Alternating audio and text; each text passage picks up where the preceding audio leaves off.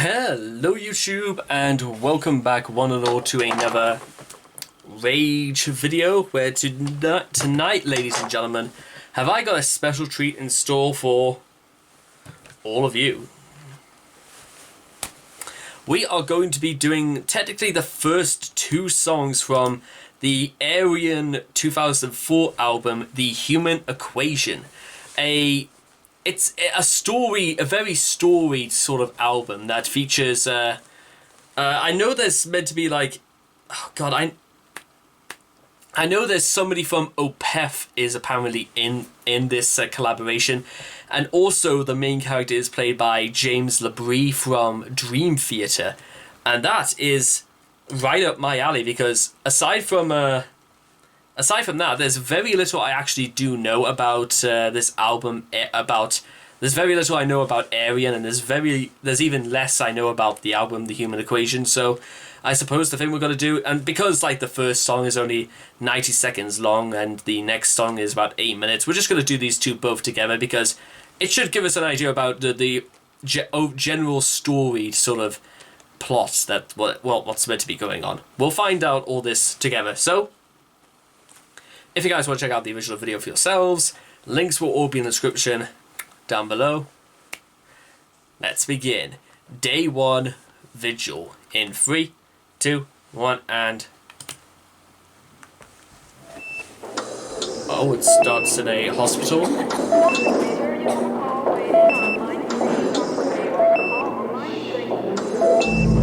Did he open up his eyes? Did he try to touch my hand? Or was my mind playing tricks on me? Do you think he hears us cry? Does he understand? We are here by his side. Why are you so concerned? Do you really care? Or do you feel responsible? Also, for those who are wondering, that's Marcello Bovio, who is playing the role of LaBrie's wife. I'm not entirely sure what group if she is meant to be from any group in particular. I'll have to look into this just to make sure, because that is a really... It's soft, but you could also sense the tragedy behind all this. And her irritation at Lucassen, who plays LaBrie's best friend. Maybe it was his negligence that caused LaBrie to be in hospital. Now the tide has turned, won't you try to clear the air? Let your conscience be your guide.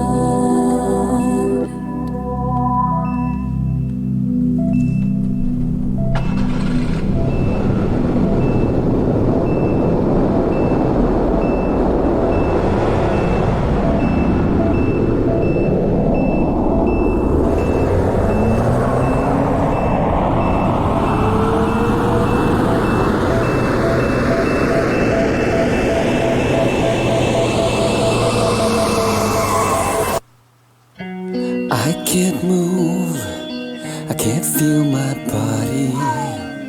I don't remember anything. What place is this? How did I get here? I don't understand what's happening. Am I alone?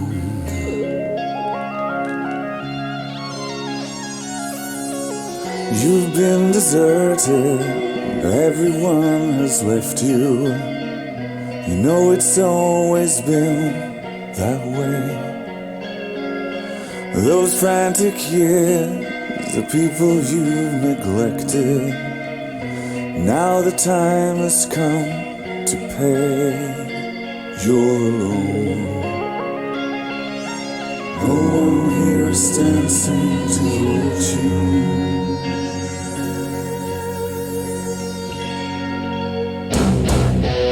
Oh, hang on.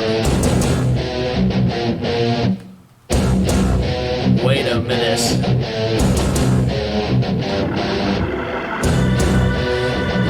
Now, hang on 1 second. Also, who even still uses Deezer?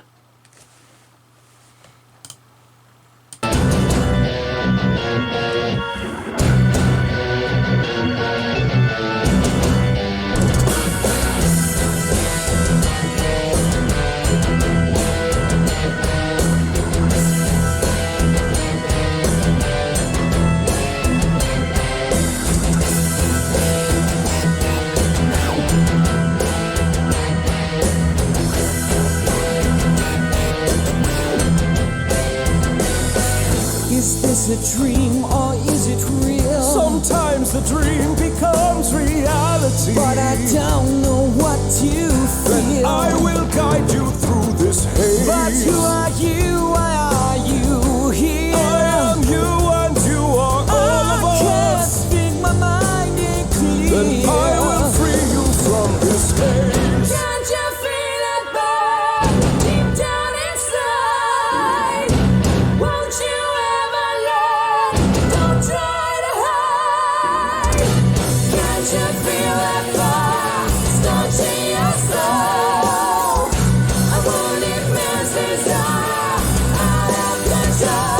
Can't believe you're giving up. That's not your way. I can't believe you passed the chance to make them pay. You always had complete control, never thinking twice. You always call the shots, the hardest thrown aside. You are delusions of my mind. And so we're all a part of you. Am I part of some design? What design is in your head? How can it be?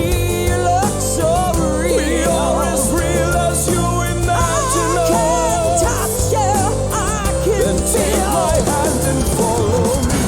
Can't you feel it burn deep down inside? Won't you ever learn? Don't try to hide. Can't you feel it burn scorching your soul? A wounded man's desire out of control. Can't believe you're giving up. That's not your way. I can't believe you passed the chance to make them pay. You always had complete control, never thinking twice.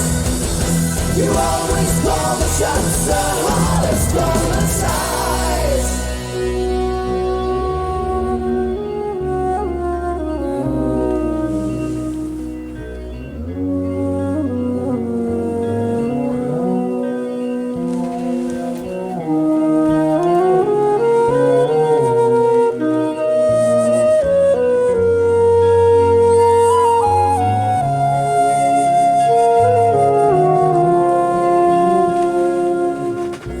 Close your eyes, listen to your heartbeat. Surrender to its soothing pulse. Silence the cries, gentle and carefree. Good or bad, true or false, you're not alone. You'll find me here whenever they oppose you. I am the strongest of them all. No need to fear these feelings that enclose you. I'm here to catch you when you fall. You're not alone. I am here dancing to your tune.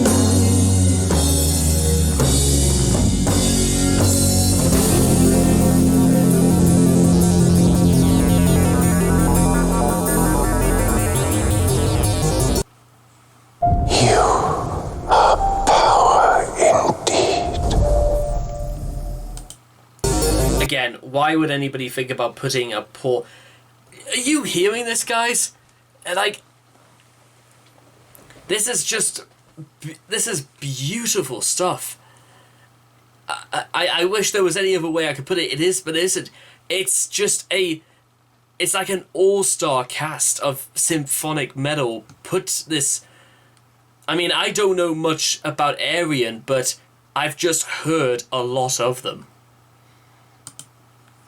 And we're not even done yet.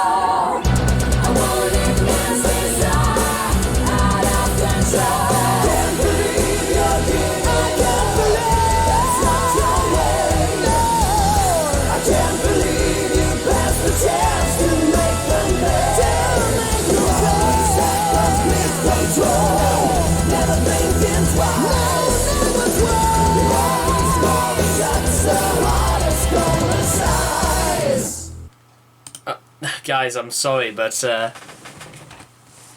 as kept to my promise, I am going to say, ladies and gentlemen, that was Vigil and also Isolation by Ayreon.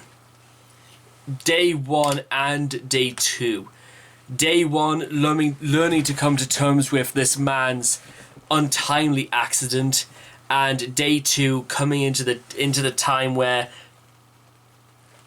our main character, Labrie, has fallen into a world of his own making. His subconsciousness is now painting this landscape filled with what's seeming to be the grown-up cast of Inside Out, of fear, pride, passion, and love. And guys, I cannot make that myself any more clear. The character Love, portrayed by Heather Finley. What on earth? That was... I've never heard anything that is got to be... I'm trying to think literally the last time I think I've ever heard she has a voice like Honey. And I don't even like Honey that much, but I'll like Honey if that's what if that was what Honey sounded like. And I suppose in many ways it had to make sense. It had to be smooth, and you sort of like fell in love to it in a very strange about way. And I love the fact that just everything is conforming absolutely to portraying this the ruse that somehow Labrie is not to blame for this, and he's allowing his emotions to cloud his very judgment. But whether or not you can say they are clouding and merely representing who they are, like pride and a love, especially stepping in saying you're not alone, or if we want to go through pride of I can't believe you passed the chance just to make them change, and or trying to fill into Labrie's mind that maybe what happened. This is interesting because the specifications on how Labrie ended up in this coma could be called into question. Could it have something to have done with his best friend, or maybe his wife was behind all this? Either way, I think by tomorrow we might have to resume the action. I mean, how long is day 3 pain and day 4 mystery? We might just do both of those tomorrow, because you know what? I'm hooked, ladies and gentlemen. I am intrigued, delighted, very, very interested at now to continue doing it. This isn't going to be like before, where I would do part of a concept album, put it to one side, and then come back to it months later. No, we've got to do this tomorrow. We've got to do day 3, and 4, because as the name of Ayreon's, as day 3 pain, just like Ayreon and just like 3 Days Grace, I can't get enough. Oh god, what and also, just to talk about the music very quickly, is that solo is also, I don't know exactly what to make of that solo, mostly because it feels a little bit out of place. But then again, what is this place that Labrie is in? I mean, it's his subconscious, yes, but does his subconscious paint a landscape, or is there a landscape? Is he just, in my interpretation of being in a coma, just surrounded by darkness? Is that what this place really is? I don't know. It could be explained in maybe pain, or I think there may be a point in this called I mean, there is a lot on this album. There's like 20 days to go through, so that's sort of why I want to do like the next 2 days tomorrow, pain and mystery. So we'll see exactly what comes of this and of our main lead by then, because we're not just going to leave this leave this alone. So with that being said, I hope all of you guys have enjoyed this reaction video to day 1 Vigil and day 2 Isolation. Please make sure to leave your thoughts and comments in the comment section down below. Let me know what you guys have thought of Ayreon, and for my first time checking out Ayreon and their bucket load of friends, they must have friends in high places. And I hope to see all of you guys again in the next reaction video. Take care. Bye bye for now.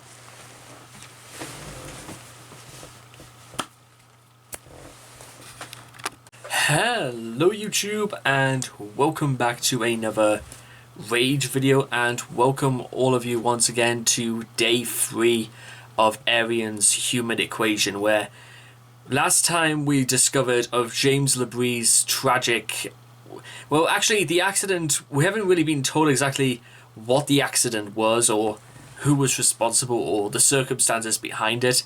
So we're moving on to day 3 of Labrie's coma, and it is going to be discussing the element of pain in this.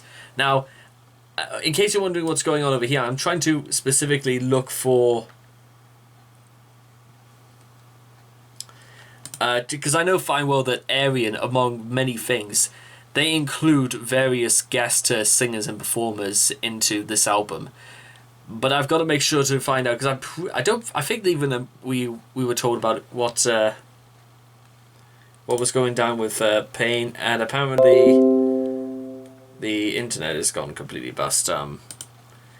This might take a couple of minutes to sort of like get things set up again. Okay, we might have gotten things sorted again. So, right. Okay, we're back in business now. Just to make sure, I want to just make sure to check out Devon Graves. Ooh, that's that's actually and also Rage, played by Devin Townsend. That's really really good. Okay, so we've got anger and rage in this. Well, we've got agony, pain, and I believe rage as well. So let's see what I bring to this table. Oh god, 2004. I was 6 years old in 2004. Doesn't time fly, eh? So, if you guys want to check out the original video for yourselves, links will all be in the description down below. Let's begin. Day 3, Pain. In 3, 2, 1, and...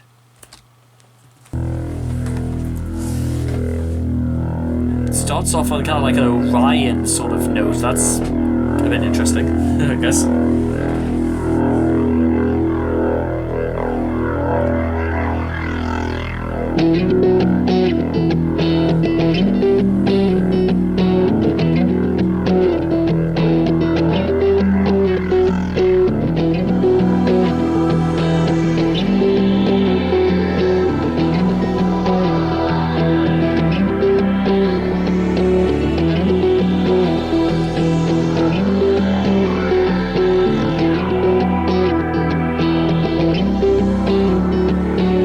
I am pain, I am real, I'm not a dream. I'm the chain around your neck as you scream. Surrender now, you can't beat death at its ruthless game. Make your bow, hang your head in shame. I can't believe there is no way You out. find you all wrong. You fill me with doubt. You're never that strong.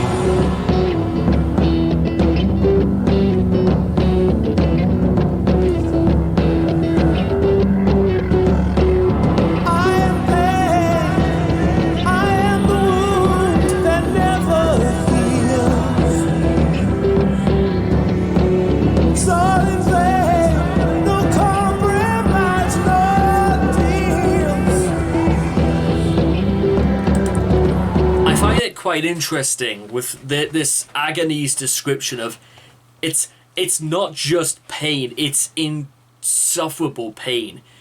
Like I like to imagine that agony is the feeling of where it's not just mentally things drag you down. You could call that suffering in my opinion, but agony is when things like your own body begins to become agonized and wear down, and you feel like your joints become harder to move. It's suffering because you in your mind want to move, you want to be happy, but yet there are certain things that are just weighing you. Agony is like a weight across your shoulders and one around your neck. That's and I love their description of it as well. It's a really really good one. I mean, I don't know technically whether or not Graves had a part in writing this for Ayreon, but they seem to get this down pretty well. I mean, it is what it is in my opinion.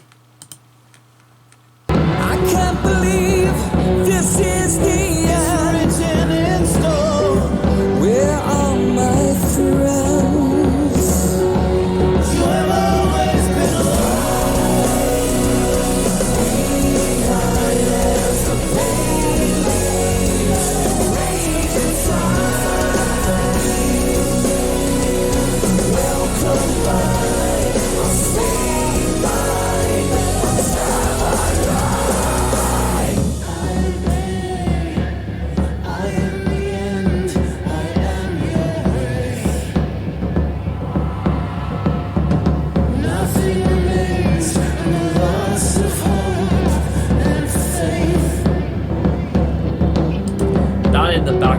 sounds almost like the Black Parade. Welcome to the Black Parade, if you will. But I love the fact that even agony is describing itself as pain or even death-like, because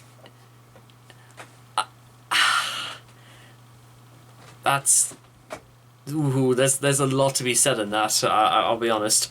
Like the agony of what he's had to suffer. Like, could the accident have been his fault or not? Or what about the strain this is causing his body? And goodness knows how many bones he might have broken in his body, or goodness knows what else. I can't believe there is no way I'll find you all wrong. Feel me right down.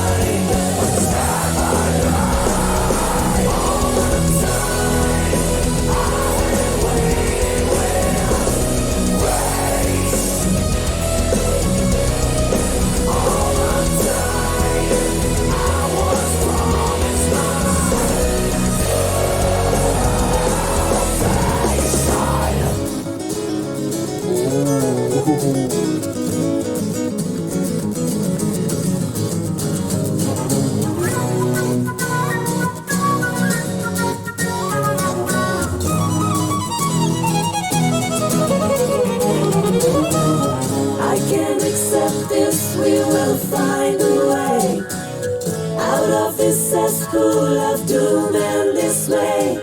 Beyond this dejection, there's beauty and grace, a glorious future we long to embrace. All the time, I have waited with grace. All the time, I was promised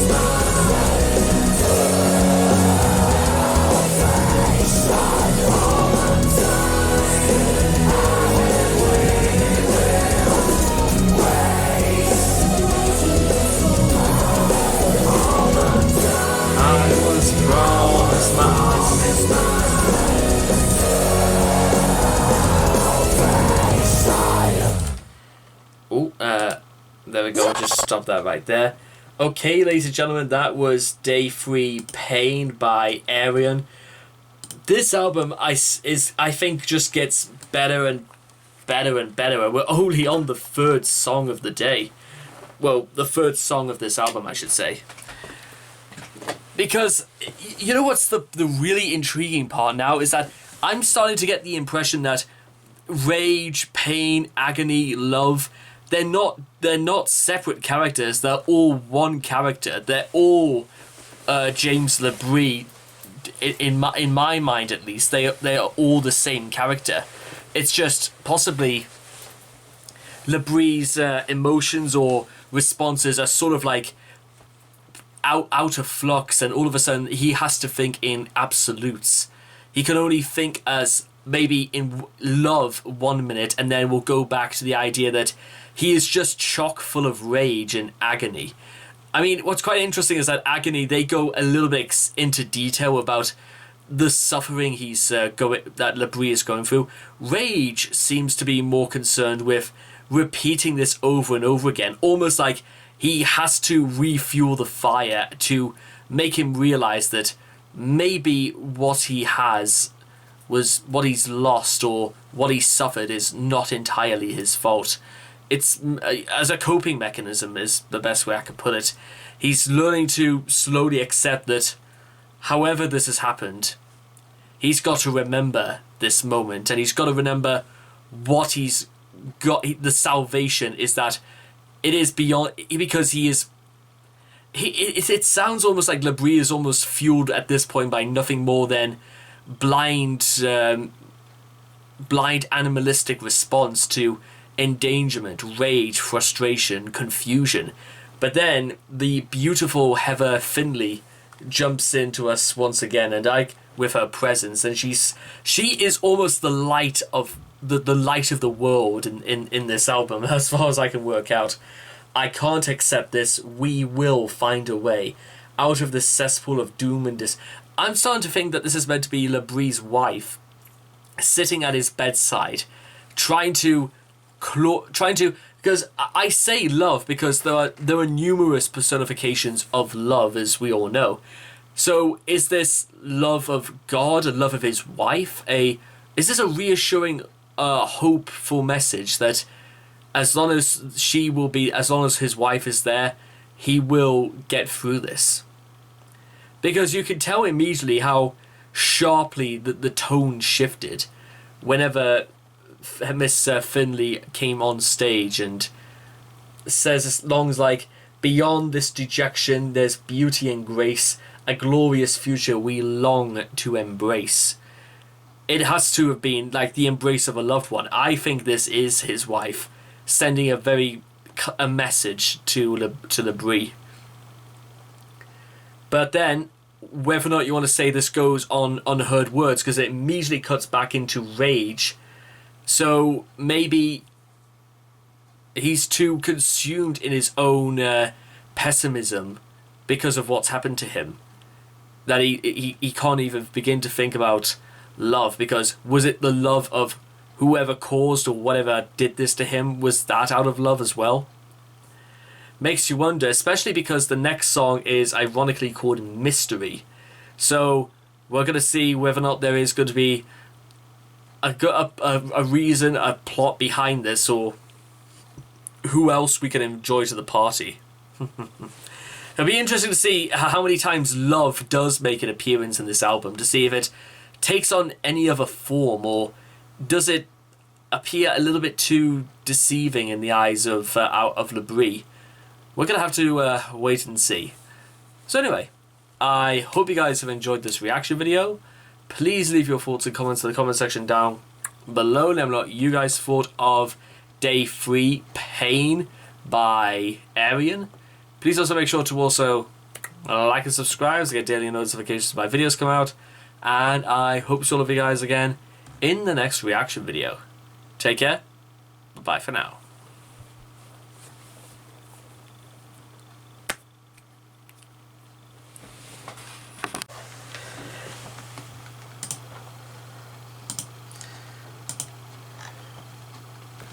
Hello YouTube, and welcome back one and all to another Rage video, where tonight, ladies and gentlemen, we are going to continue our foray into Ayreon's The Human Equation.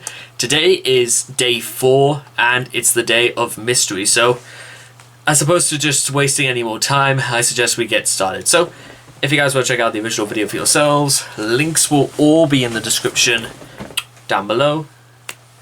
Let's begin. Mystery in 3, 2, 1, and...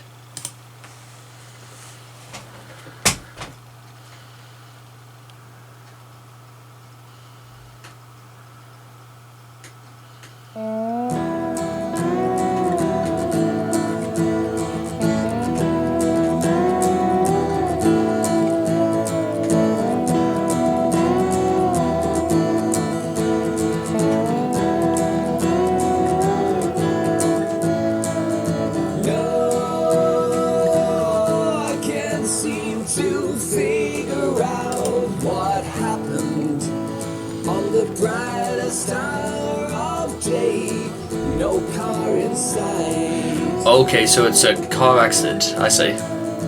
I can't seem to accept these strange conditions.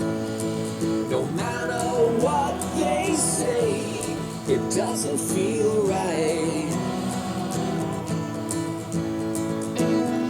Do you think he's seen it? I don't think he did. Do you think he knows it? I don't think he knows. Do you think he's been there? I don't think he was. Do you think he'll die? I don't think he will.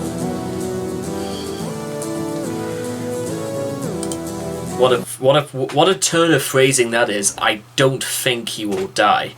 There's like almost no real grounds to say that this is true. And I don't know whether Lucassian's saying that out of being honest or whether or not he's got his eyes set on Bovio. We might find out in this song. Bloody hell! I just press it once and there. Okay. Praise at last.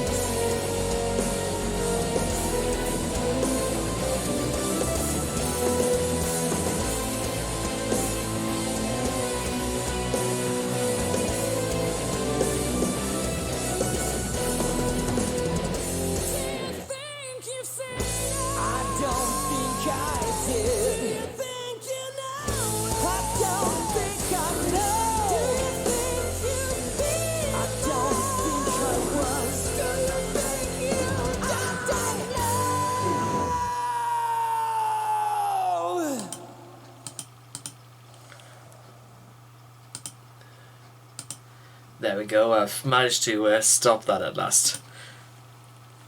Okay, ladies and gentlemen, that is day 4 of the Day 4 mystery by Ayreon, and that was good. It was a good, just a little continuation, and basically, I would like the idea of cutting it back to Lucassen and Bovio, both relenting the same questions over and over again. It gives you the sense that all they want to know is what were the circumstances of the accident. Maybe at one point they were discussing it to each other, then maybe to doctors, and then maybe to police at some point who wanted to understand how Labrie had the accident. And then it cuts the music all of a sudden seems to have taken on a more Genesis kind of approach, which I think that's really interesting that they went that. It's just the way, I think it was like the way the keyboard was being played. It reminded me a lot of early 70s Genesis, which I think is a good idea to go for this, because I think it's supposed to convey the idea that, well, with that little solo, like maybe a passage of time has elapsed, or maybe it's just days and weeks have gone by and they're still rattling the same questions, and then it cuts down to the mystery regarding Labrie himself, in which Passion and Pride are exchanging the same monologue with Labrie as both Bovio and Lucassen had. And it ends with possibly Labrie becoming so overwhelmed at the thought of remembering the incident that the way he screams, "I don't know," almost cascading all of it, almost just sending all other thoughts and beings away, because he's sort of like fallen into this despair where he could have lost his memory. That's maybe possibly what has happened as a result of the accident. And the only thing he's got to go on is the fact that there's a passion involved into wanting to learn the circumstances. Perhaps there was something that we might have missed, or something that Bovio or Lucassen have failed to convey, like maybe Labrie was pushed or something like that, because they seem to be really, really good with asking each other the circumstances of, do you think he, as opposed to, do you think you or I will ever be the same after this? Those are possibly those are the things that could crop up in the next couple of days, and well, I'm starting to think now that maybe not a passage of time, because we're on to like day 5, as it were. So what on earth happens now? I suppose we're just gonna have to like wait until day 5, Voices, just to, I'm gonna save Voices for maybe another time because it's slightly longer, but I still think it's compelling. It's just uncovering the mystery and just finding out where this is all leading to. I'll be looking forward to that. So anyway, I hope you guys have enjoyed this reaction video. Slightly shorter than usual, but then again, the mystery is still ongoing, as it were. I hope all of you guys will leave your thoughts and comments in the comment section down below. Let me know what you guys thought of mystery for yourselves. Please also make sure, if you do know what's coming up, please refrain from like leaving any spoilers. Please also make sure to also like and subscribe to get daily notifications when my videos come out. And I hope to love you guys again in the next video. Take care. Bye-bye for now.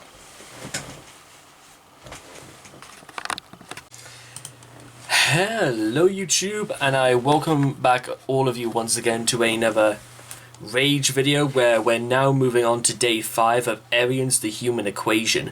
Last time we picked off, we were trying to unravel the mystery of the circumstances leading to the accident that Labrie had.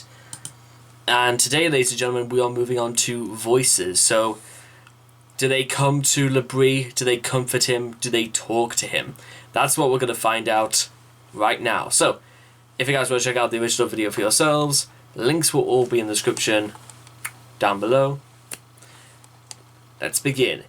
Voices in 3, 2, 1, and...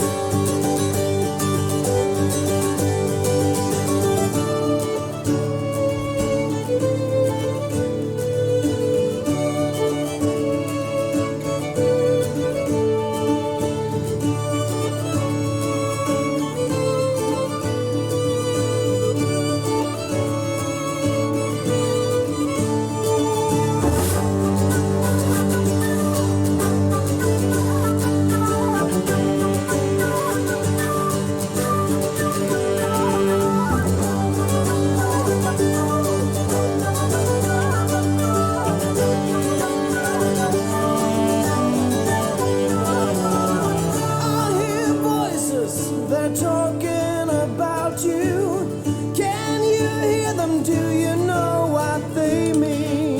Is it me, ladies and gentlemen, or when Pride kicks in? I don't know. Pride is, I think, played by someone deaf by Ayreon, I think it is. Let me just let me see. Best friends Ayreon, Anthony Lucassen. It possibly might be. I'll have to look into that a bit. Actually, I'll tell you, I'll just do it now, just to make sure. But it's a beautifully way to just start this. As the theatre performed as live as the theatre equation. Maybe it was done by Lucassen, possibly.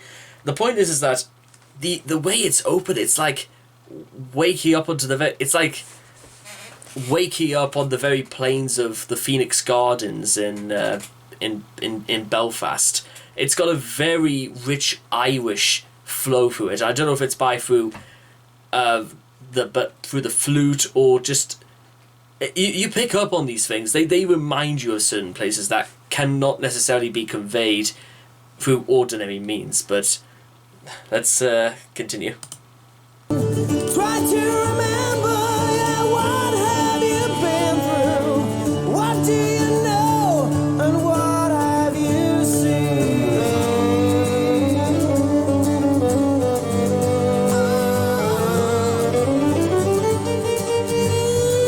Actually, that might be a little bit of a subliminal message right there. Picture of like a very specific place, the time of the accident, perhaps. I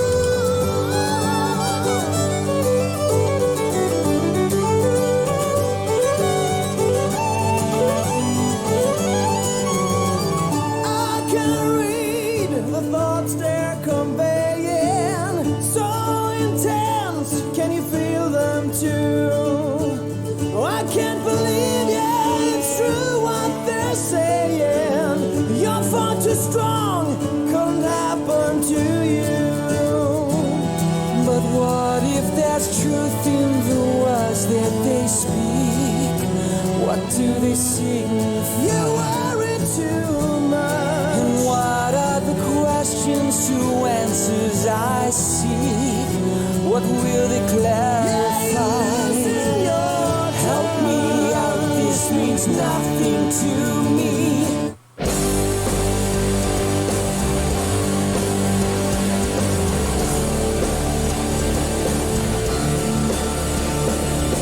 That was a bit of a change of pace, wasn't it?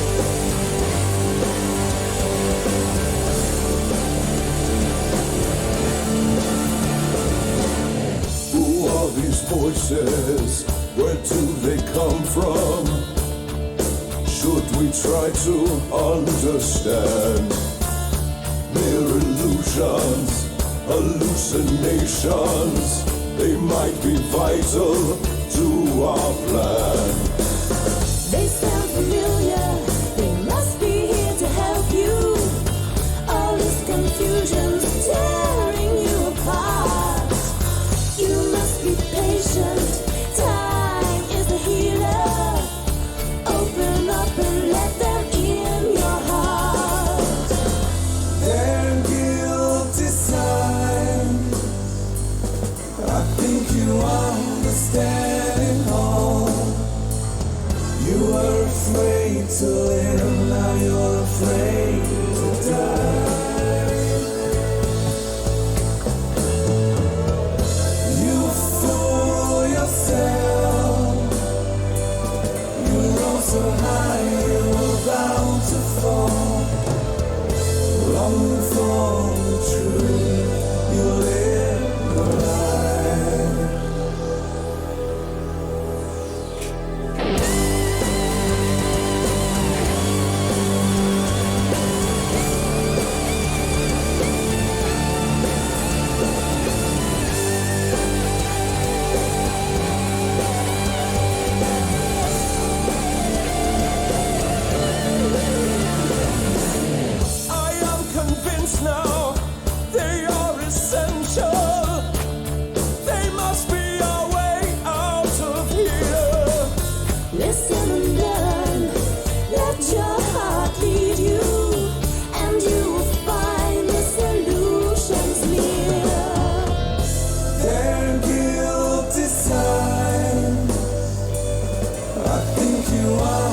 standing home, longing for the truth. You live the life.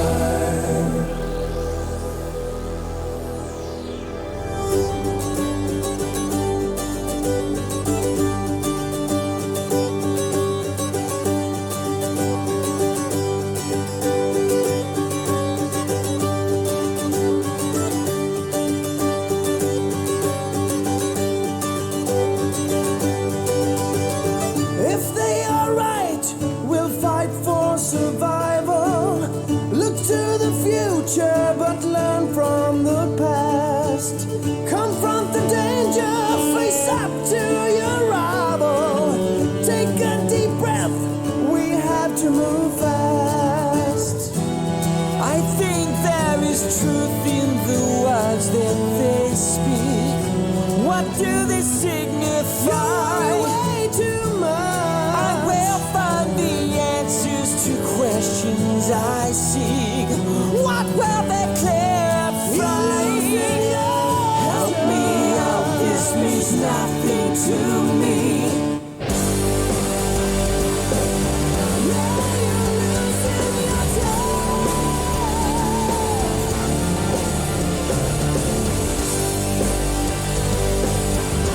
Yeah, you worry way too much.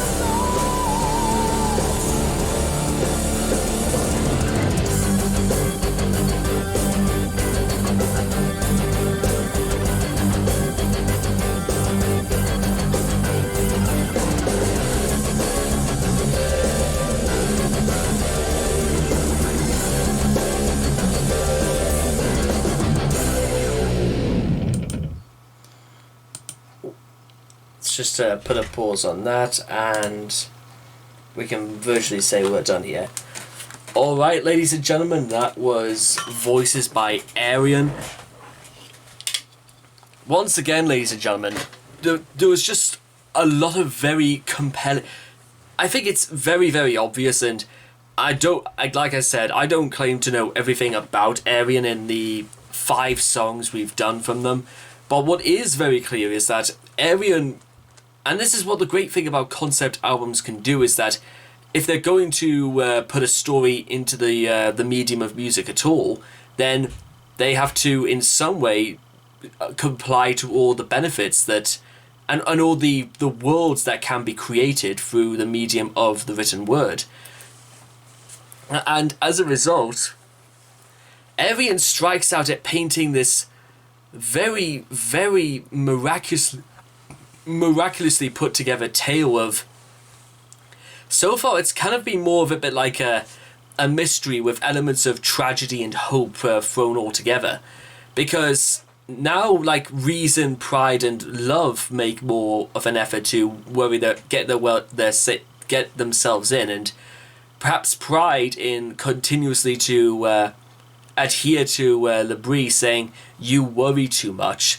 Perhaps in some way Labrie is not proud enough to admit that maybe he was the one who was responsible for the circumstances of whatever accident happened. But then again, Love, and I think Love is possibly one of my favourite characters in this story, just because she has almost like the best things to say, but then again, I think that's sort of the point. They sound familiar. They must be here to help you. She's always looking on the bright side. She seems to think that there's purpose and there's a desire in everything. All this confusion's tearing you apart. You must be patient. Time is the healer. Open up and let them in your heart. Well, I think what Love is trying to... I don't know whether Love is trying to say, open up your mind to your emotions. Let them all be here to comfort you and to help you, including the aspect of fear, where he seems to worry for the worst, that Labrie may as well be dead at this point. Maybe, possibly, these all characters could just... think of, like... It would be interesting to see if, like, they try to make Inside Out like this, where the girl in it was, like, comatose, and suddenly she was brought into her own subconsciousness and confronting joy, sadness, fear, anger, and all the rest of them. I've never seen Inside Out myself, but Ayreon seems about as close to possibly maybe a slightly older representation of what Inside Out is. But then again, from what I've heard, Inside Out does a lot of things that touches a lot of heartstrings that most adult dramas that try could only think of. Well, from what I've heard anyway. But here's just, what exactly are we going to get out of this next? Because apparently the next part is called Childhood. And is this going to be a reflection? Is this going to be guilt, fear, love going to be coming back into this? Because or maybe we're going to go back to Lucassen and Bovolio discussing maybe they knew Labrie when he was a child. Maybe there's some deeper connection that binds everything together.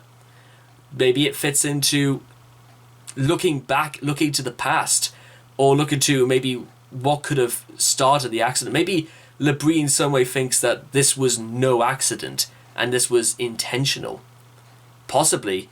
And I won't know until tomorrow, but if I had more time today, I probably would do it, but time's getting on, and I think that should be where we'll leave it for now. So anyway, I hope you guys have enjoyed this reaction video to Day 5 Voices by Ayreon. Please make sure to leave your thoughts and comments in the comment section down below. Let me know what you guys thought of Day 5 Voices for yourself. Please also make sure to also like and subscribe so you get daily notifications when my videos come out. And I hope to see all of you guys again in the next reaction video. Take care. Bye-bye for now.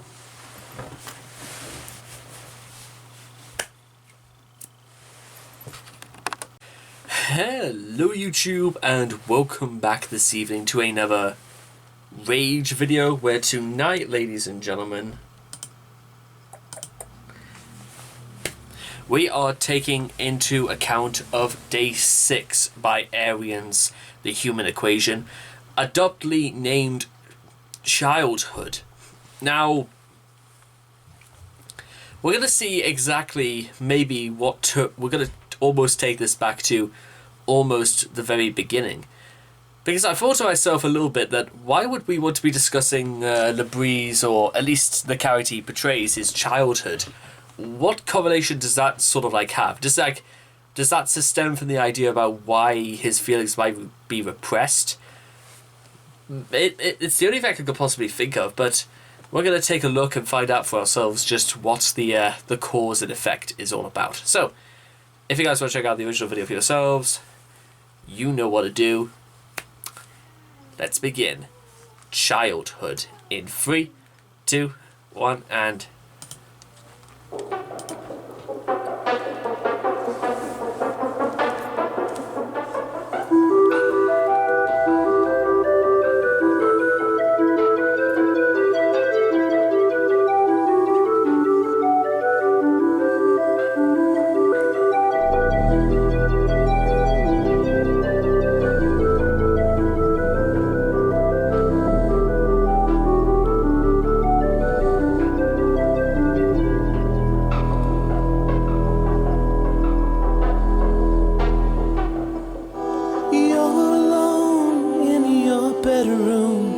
hiding from the world, staring at the ceiling. Mother said he'll be home soon, but he never was, and I knew how she was feeling. You always let him down, you'd never be like him. He'd always break you, never let you in. No matter what you said, he'd always disagree. You swore that one day you would be better than him. One day you'd win.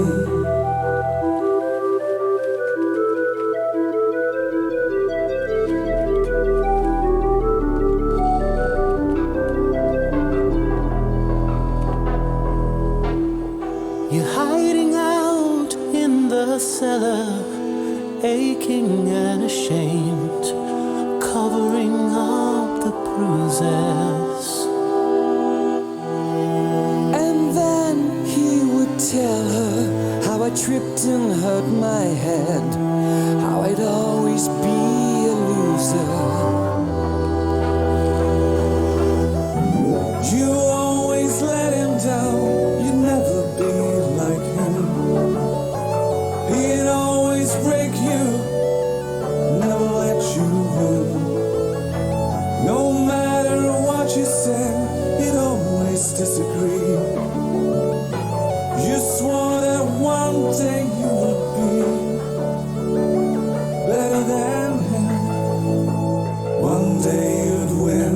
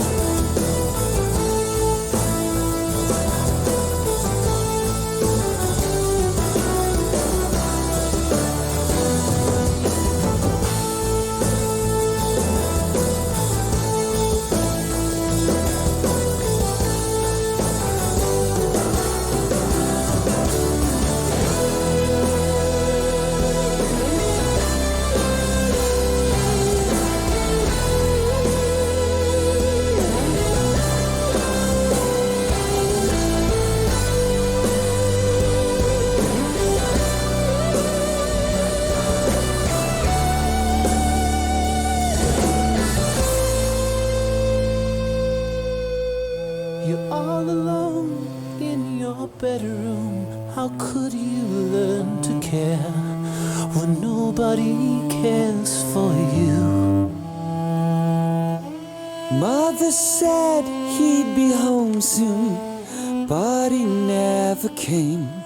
As for me, he didn't have to. And that, ladies and gentlemen, is on that very somber and very sad note, is going to conclude Day 6, Childhood, where we basically come to the acceptance that Labrie's childhood, at least the character he plays, I've referred to him as, well, as Labrie, i.e. after the act, you know, as James Labrie and all that. It's become increasingly apparent his childhood was, and I think it's important to say childhood because it implies that his whole childhood revolved around his father looking down on him with such contempt that he took to abusing him for being insufficient, for being useless, almost for granted. In fact, he even took this to such a, I think, just what, like, that's just, I could honestly put my hand on my heart, ladies and gentlemen, and say that I would, if the day I was, if, not if the day would occur and I would just left forever, no, I would never lay my hands on my own children. That is just, you just don't do that. It's as simple as that.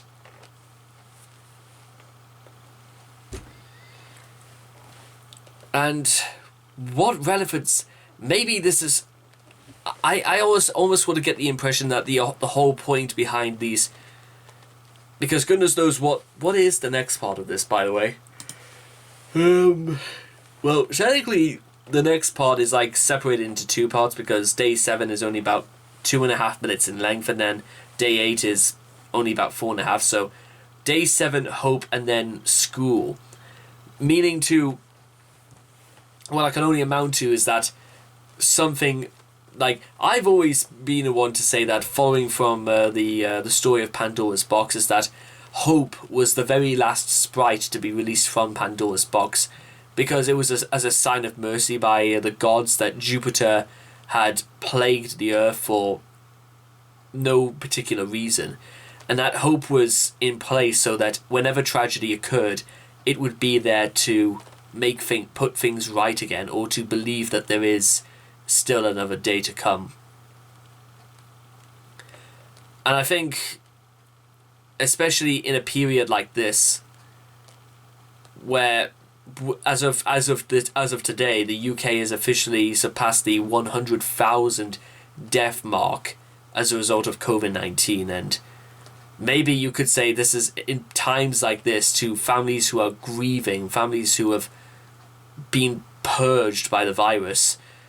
You could easily stand and say very fervently that this is where hope is more important than ever, because if there isn't, then this is the world that it's come to, and it's a travesty beyond words. It really is.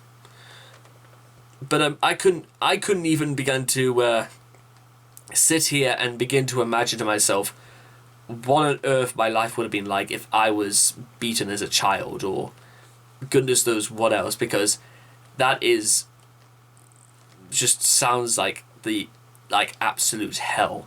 I mean, I didn't like being hurt as a child. No child likes being hurt. That's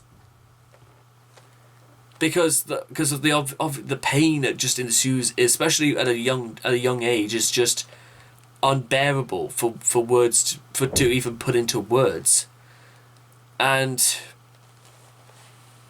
what I want to emphasize sort of like next is very simply, well, as simply as I could put this, it's a terrible thing to talk about, is that it achieved its objective. And it's summarized, and I'm beginning to like get the idea now that the last line of each song is dedicated to our speaker himself, because he seems to like detail the events, and possibly that little solo as a passage of time of him getting beaten as a child, and then his father finally leaving, and now he has chance to just reflect upon this, and then you could tell immediately that the abuse obviously did its objective. Mother said he'd be home soon, but he never came. As for me, he didn't have to. The job had been done. And now, I couldn't even I couldn't explain exactly what might have happened next, whether or not his father left because of guilt. I doubt it. I doubt people who really do abuse children really do feel guilt or remorse, because they would have also felt, things like common sense, i.e. you don't attack your own children. I don't know how much I have to emphasize that, but that is just, it doesn't make sense to me, because it's illogical and immoral in every single capacity. And I'd be hard pressed to necessarily find people who will disagree with me, especially on subjects like this. So, where on earth do we go from here?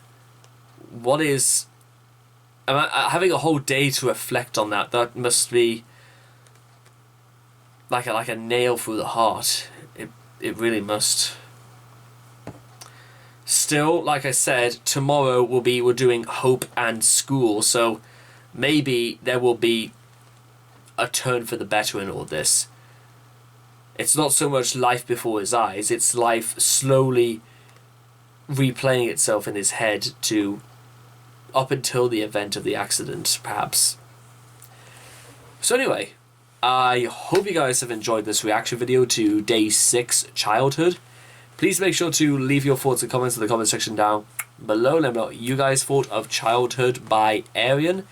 Please also make sure to also like and subscribe to get daily notifications when my videos come out. And I hope to love you guys again in the next reaction video. Take care. Bye-bye for now.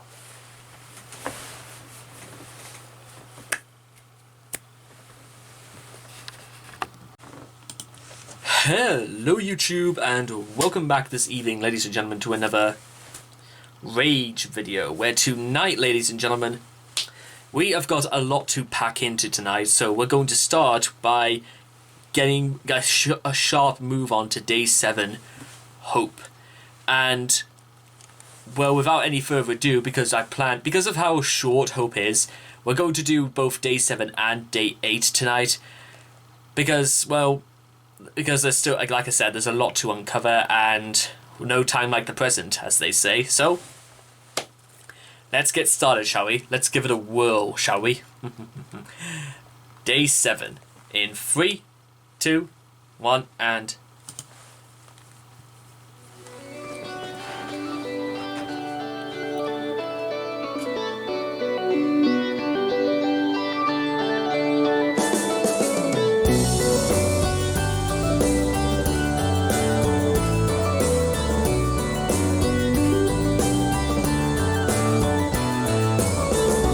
Take you back to the time when we were chasing all the girls. Two maniacs indulging in the pleasures of this world. So much to see, so much to live for, questions to answer, places to go. So much to be, so much to care for. Deep down inside I think you know you are free. Come back to me.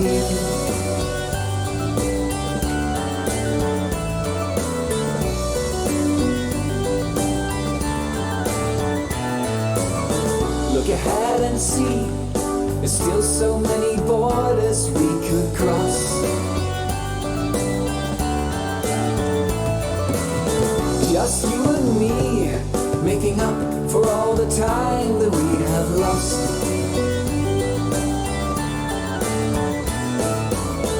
So much to see, he may be right. So much to live. I've got to fight, I will pull through.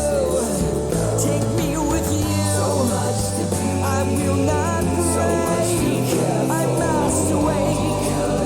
I think I know I am free. Come back to me.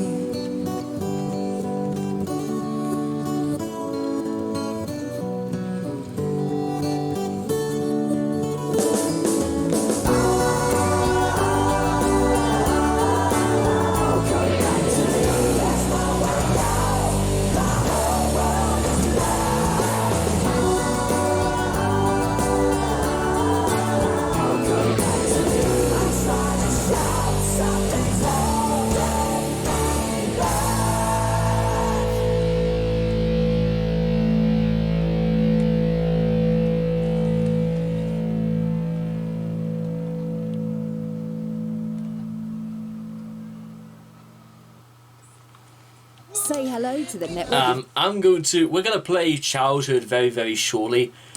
However, I have to sort of like emphasize that I got a nice kick out of Hope, because it's a much more of a cheerier type of note, especially since we last left off of Labrie lamenting his childhood of being kicked and beaten and in fact finally abandoned.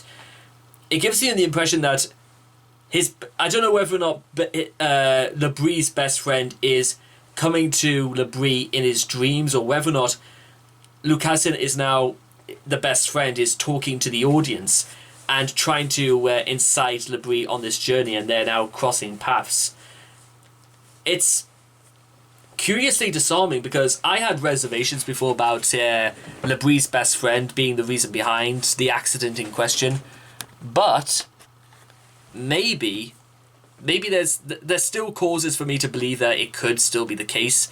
However, I just want to find out exactly, because we seem to be taking it almost back from the very beginning, and the best friend is now guiding Labrie all the way back to school, possibly to pull him out of a memory in which Labrie has to fight himself back. We are now going into basically the middle portion of the story, where we're discussing the events that could have led up to a pretty solid conclusion, and then what happens there is anyone's guess. So let's resume with day 8, school, in 3, 2, 1, and...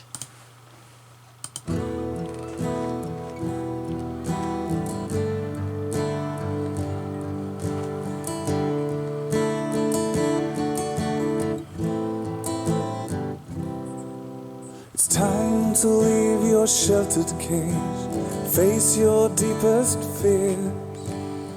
The world is against you, you're fighting back the tears. All the kids were watching me. I felt very small. I could hear the laughter as I stumbled down the hall.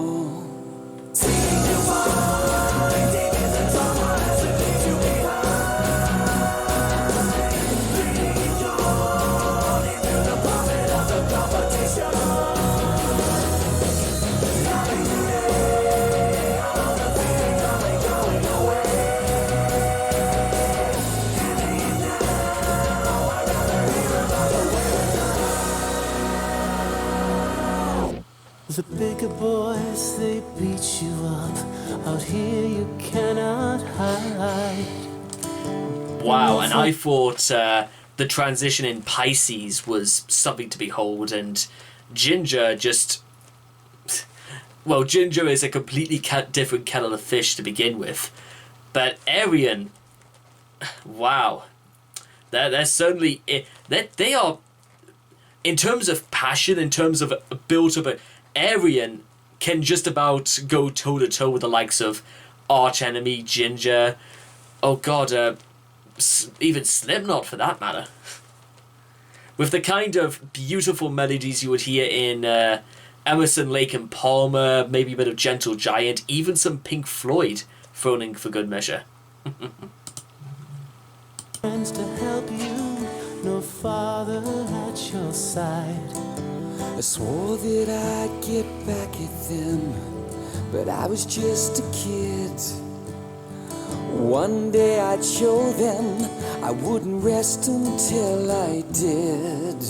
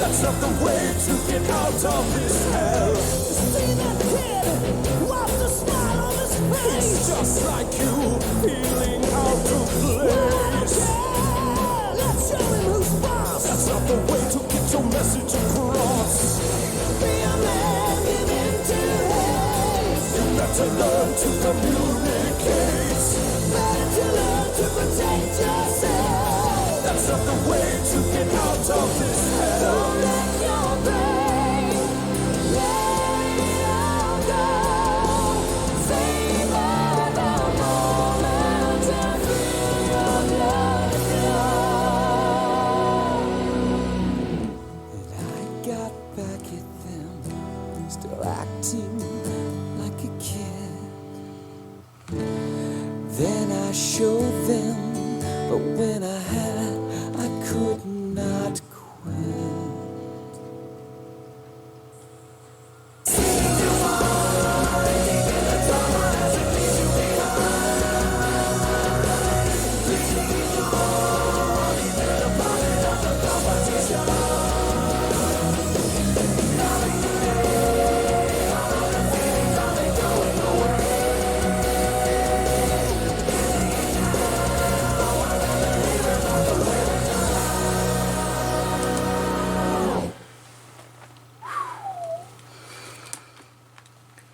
Okay, ladies and gentlemen, that is going to do it for both Hope and School. And I'm going to tell you what, ladies and gentlemen, if from what I've gathered about what we've just witnessed, our protagonist has gone through realizing there's some sort of repression moment. He has been pulled into believing that he has a chance with his best friend. But what matters now is that he has to pin down exactly why he can't fight back. And maybe it could be traced maybe to the beginning of his school days, in which he won against bullies. He fought back because his pride would not allow, other people to believe they could get the better of him. How terrible is it, ladies and gentlemen, when being in the same situation myself, is that when you're really young, like when you start school, and the first thing that somebody says to you that I'm better than you, and when you're a kid, because you don't think necessarily in very logical terms, you want to prove to that person in particular that they are wrong and you are better than them. There is no greater feeling in the world that you want to prove them wrong and to, in fact, demonstrate that you are indeed the best. That was the very first day when I was at school I had that. And it's very, really, it sounds really, really bitter, doesn't it? Where life almost seems to devolve into competition and a meaningless bit of, dick waving, i.e. you've got to prove that your dick is not only longer, but it's more powerful than somebody else's. Nowhere is this more prevalent than in a school. And there being numerous great songs about this. Simple Plan, for example, have written numerous songs about basically about the bad times at school, and how you feel as if the whole world sees you as just a stupid child. Or subconscious, what was it called? I know it was on Signals, I think it was Subdivisions, that was it, by Rush, in which, to be honest, the whole of Signals really was almost a callback to the likes of Neil Peart's school days, and how the rule was be cool or be cast out. And as you heard it right there, Labrie simply would not hear any of this, and he fought back and he won them, but you could say almost at what cost, as rage once again brings its ugly head round, seeking to find deep in the traumas it leaves you behind. The trauma that he lashed out, he utilized violence, he made people pay, he communicated to them in the only way he knew as a child, through making them understand any which way. And it's a vicious cycle, yes, but you have to wonder what on earth could have been said to Labrie when, even after having to go through his dad beating him up and then leaving him, and other people mocking him for this. You could even trace this all the way to the likes of Oliver Twist, where I think a certain character, a worker of Sourberry, was mocking Oliver for because of his dead mother, and naturally you want to literally go gun for blood if somebody called out your family. If somebody called out my family, I would be out for blood myself, because it's the natural response. It's a pride thing, you see. It's all about pride. And maybe you could say, well, what we've established is that Labrie has somewhat rather violent tendencies, if school has anything to go by, because maybe this could have been a plot of revenge. Maybe Labrie's best friend was one of those bullies who decided to pick on him. maybe there's got to be some way in which this works out, or why Labrie had the accident. I'm now starting to believe that it was in no way an accident, and it was completely intentional. And as we're getting closer, we're nearly at the halfway point, we might even find out if I was proven right or not. So anyway, I hope you guys have enjoyed this reaction video to days 7 and 8. Please make sure to also leave your thoughts and comments in the comment section down below, because we want to hear your opinions as well. Please also make sure to also like and subscribe to get daily notifications when my videos come out. And I hope so with you guys again in the next video. Take care. Bye-bye for now.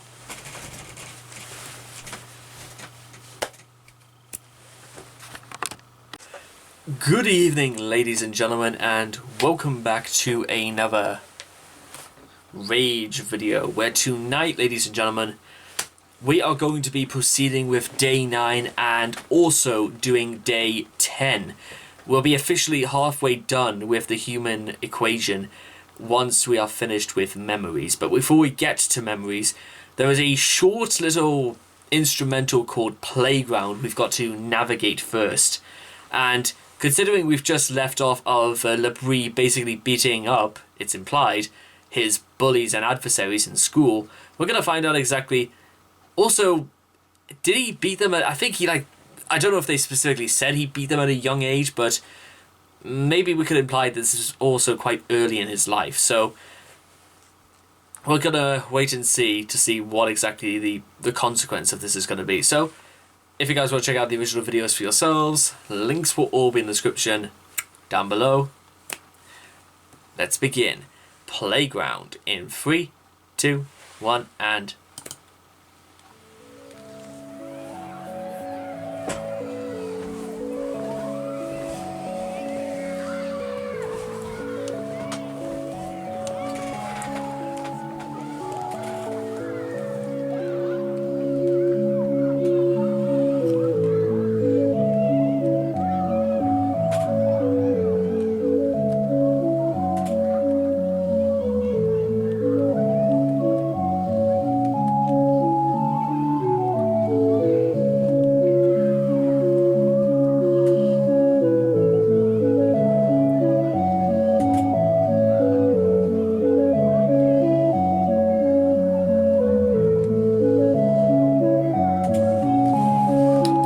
I'm already picking up the idea that with the sound of children playing in the background, in the foreground. Well, no, actually, I'll take that back.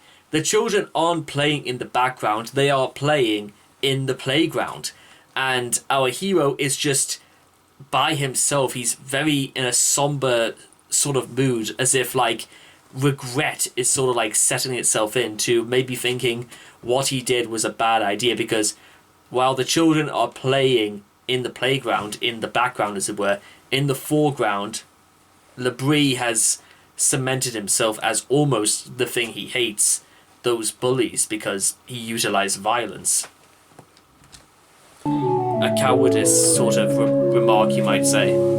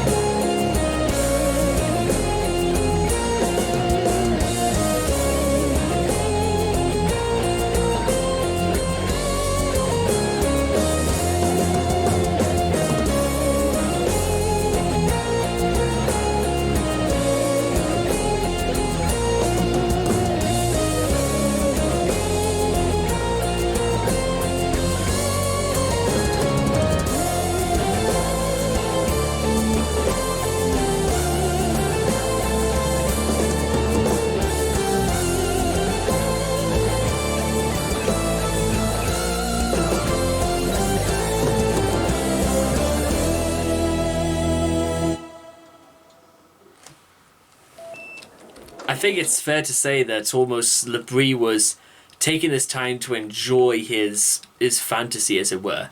Maybe he found some joy in the fact that he's looking on the positive of what he's actually managed to do by fending off bullies. That's cool. That's really cool.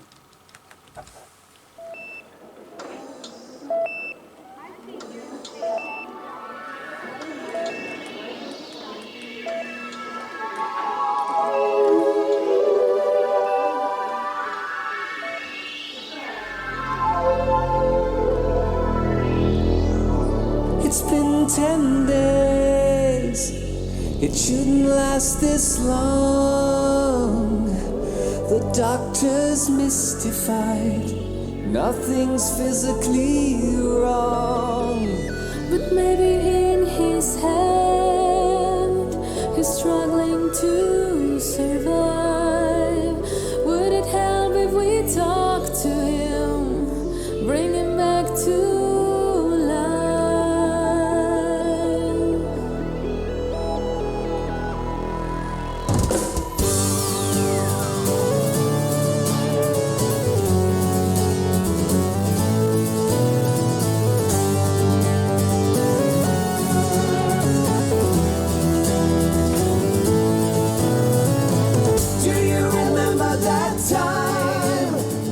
showing off a brand new flashy bike. You looked so fine until you both fell over and then started to cry. Do you recall that day? Fearlessly we climbed the highest tower. And you became afraid, too scared to climb down. You stayed up there for hours. Do you remember that time?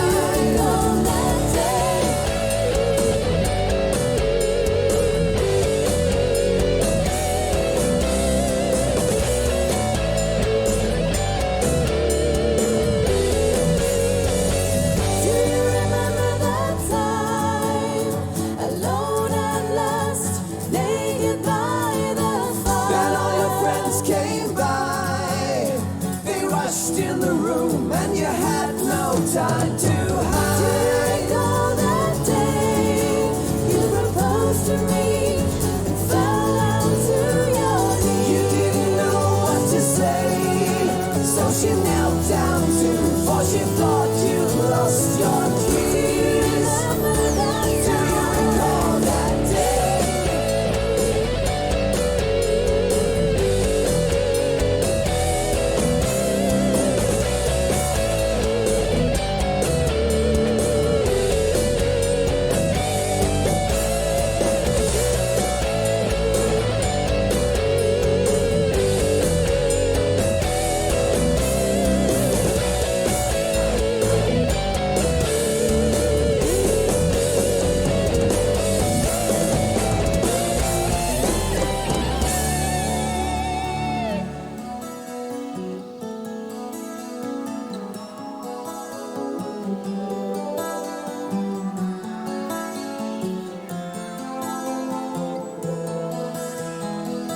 Can you see her light shining through the black? She's reaching out to you. What's holding you back? Can you feel her warmth glowing on your skin? Don't repress the memories. Let them all in.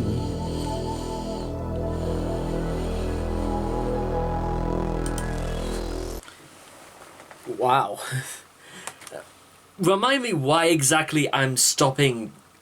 I have to stop this now, because if I really wanted to, I would just play this from beginning to end anyway, because call me naive or anything, ladies and gentlemen, but I'm liking this song a lot.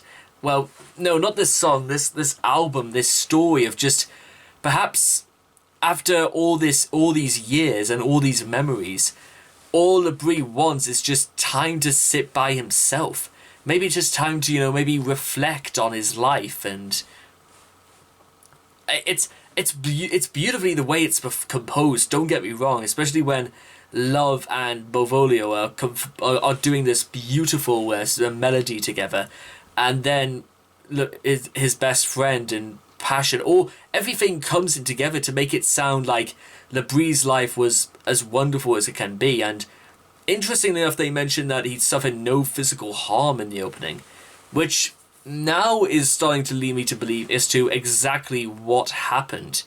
Was there an accident? Maybe just Labrie one day collapsed without any reason, and now he's sort of in this world where he's sort of like in a world in which he cannot explain what has happened to him, but now he has to figure out why, or what exactly was missing if all of a sudden he collapses. I mean, he has friends, he has a beautiful wife.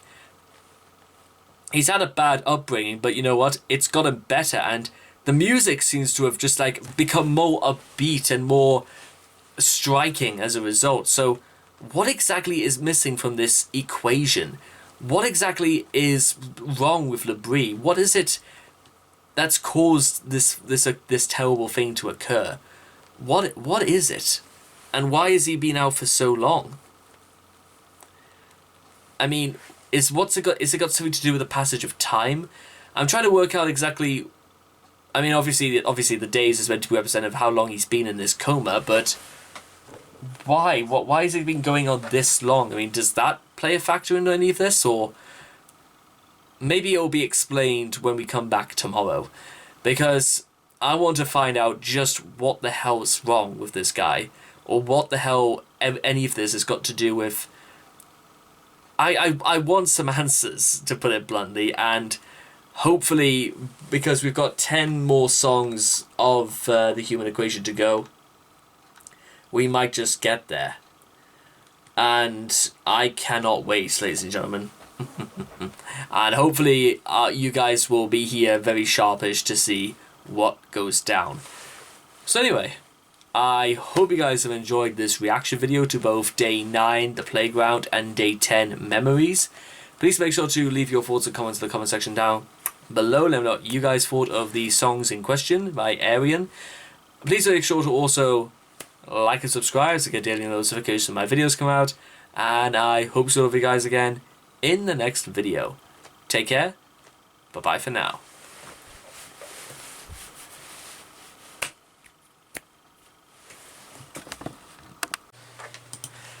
Good evening, ladies and gentlemen, and welcome back to another Rage video. Now, tonight, ladies and gentlemen, we are now on the homeward stretch for Ayreon's The Human Equation, where I'm highly anticipating the anticipation of love. That if for no other reason, just to hear Heather's voice again, voicing love. Well, she has to be a prominent figure in this. She just has to be. I hope anyway. Also because, yeah, it's like nearly 11 o'clock at night, and at first the prospect of me doing any more tonight sort of revolted me, to be honest. But this is something special, but so I think it's worth putting a little bit of love involved. So if you guys want to check out the original video for yourselves, links will all be in the description down below. Let's begin. Love in 3, 2, 1, and...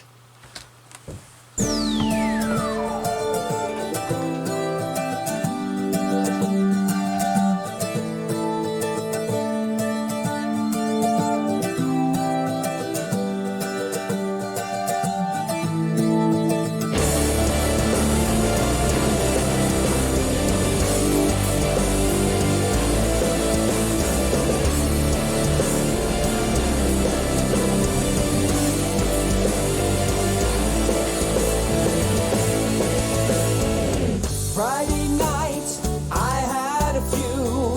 There she was, out of the blue. Thunderstruck, nailed to the floor.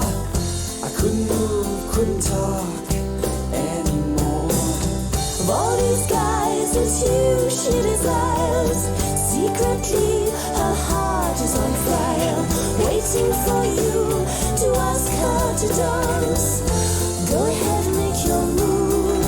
Now's your chance.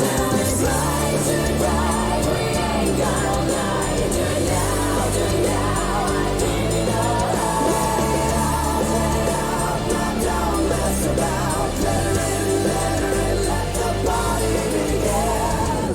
There was nervous I really don't want to pause this because this sounds something straight out of Disney. I'm calling it for as I see it.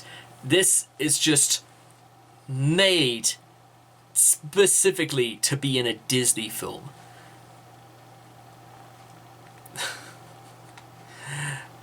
It's exactly what I'd expect, like all of those nice little love melodies you might see in, I don't know, The Little Mermaid or something like that. I struck with awe as I caught her eye. I mustered up courage and walked away, figuring out what to do, what to say. Her heart sings as she sees you come near.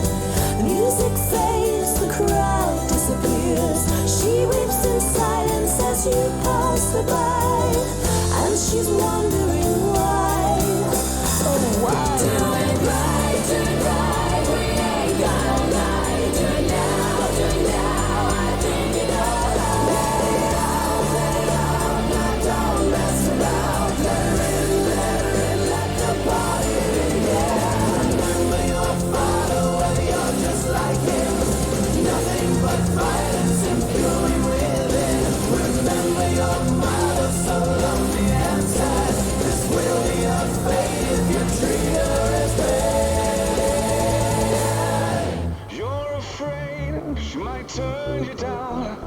All your hopes dashed to the ground. Nobody loved you, nobody will. Why should you even try?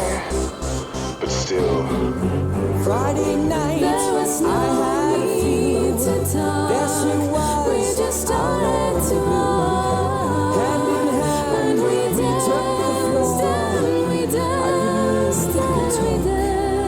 Even more. Do it right, we ain't got all night. Do it now, I think you know how. Let it out, now don't mess about. Let her in, let the party begin. Remember your father, well, you're just like him. Nothing but violence and fury within.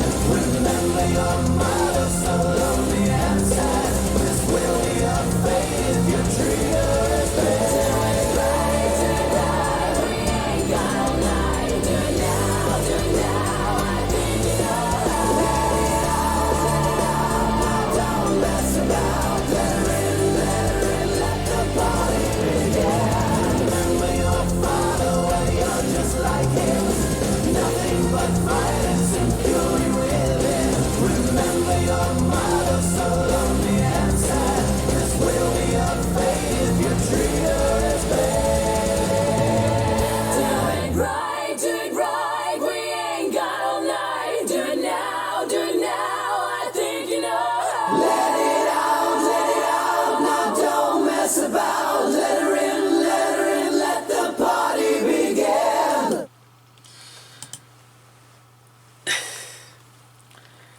And that, ladies and gentlemen, was Love by Heavy. That just, you remember what I was saying earlier? That there is no other song that, and I'm a sort of person who's been listening to Epica, Within Temptation, and Nightwish for a good number of years now. Ayreon, just why exactly? And you know what? First off, I want to explain something that's actually a little bit different from what we've just witnessed. Is that I'm kind of actually a little bit relieved in a way that they put both agony, fear into this, because there is always a feeling at the very back of your brain that almost seems to want to say that this is not as good as you think it's going to be, or this is literally it. This is as good as it's ever going to get. But you know what? There isn't quite a lot of truth in that because, well, as long as you keep living in the belief that this is as good as it is ever going to get, then why are you even here? Why would you try and think that, you know, there is no way that things could get better? So why? There's multiple different ways in which love is interpreted, as the Greeks had well over 6 different definitions of the word love. And yet what's become a little bit interesting as far as this song is concerned is that, not only because I'm so glad to hear Heather Finley's voice again, it's a beautiful, beautiful thing, don't get me wrong, but it's the fact that in spite of everything, it tells the story of just the fact that, well, it displays basically how LeBreeze really turned himself around, and he's not become consumed in agony of what his father did to him. He now sees that his actions will have consequence, just like his father's did, and the only way that the vicious cycle can be stopped is if LeBreeze himself stops it.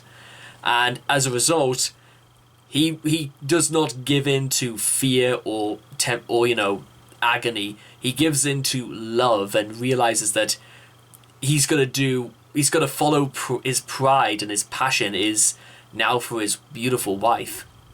And it's good enough for both Olio and LeBreeze to do a nice little duet sort of near the end. I think it was made Has anybody actually ever, I don't know, turned the Human Equation into some sort of like movie or something like that? Because this should be its own musical, or at least something on Broadway, because it's dramatic, it's powerful, it's captivating as to just basically watching this guy play out the events in his mind and where on earth this goes, or what purpose it serves, or maybe this is just LeBreeze's life, and, well, is it particularly that special, or is there anything significant that we should be learning from this? I mean, we're learning that he had a traumatic childhood, he was bullied, and then he fought back at school, he made friends and had beautiful memories, and now he's grown up and he's started to sit with his wife. And judging by the next song, Trauma, I am only going to begin to suspect that things are only going to take a turn for the worse, or something insidious is going to take place. Because like I said, there are about 20 or so songs on this album, and we're already up to day 12. We are basically on the homeward stretch right now, so maybe, who knows, maybe this is as good as the good times get, and it all basically begins to wear itself down on our lead, and goodness knows what is going to happen. I'm going to make sure to come back and check in tomorrow with you guys, because I want to find out just what happens. So anyway, I hope you guys have enjoyed this reaction video. Please leave your thoughts and comments in the comment section down below. Let me know what you guys thought of Love by Ayreon. Please also make sure to like and subscribe so you get daily notifications when my videos come out. And I hope to love you guys again in the next video. Take care. Bye-bye for now.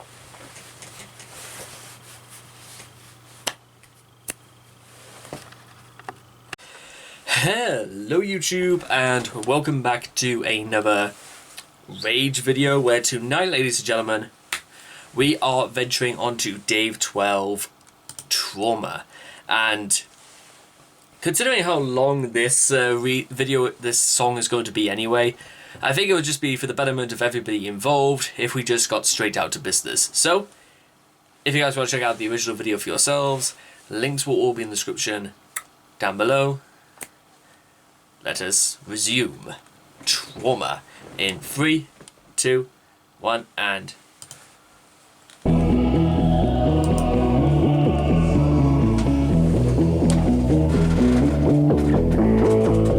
Think hard, you're lying lying here in a hospital bed. Disregard the emotions inside your head. Concentrate on the real world beyond your mind. It's not too late to leave your burdens behind. We won't let you go. Take you down below. Dark crypts of your soul, locked inside your head.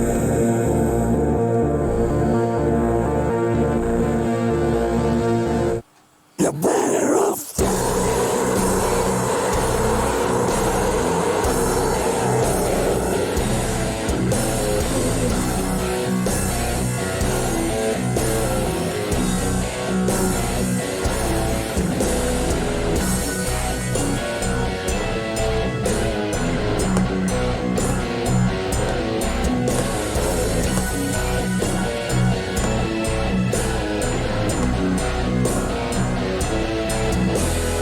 Locked away, she lives in isolation. It's been that way since he has gone. She's been through a life of deprivation.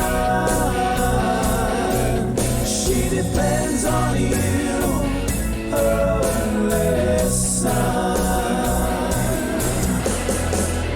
She won't let you go.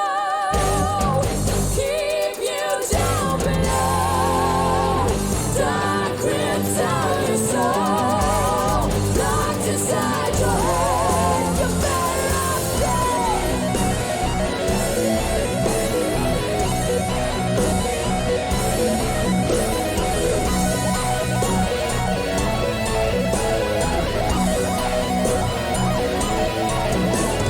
Where are you? Can't you hear her calling? Nothing you can do. You have no time.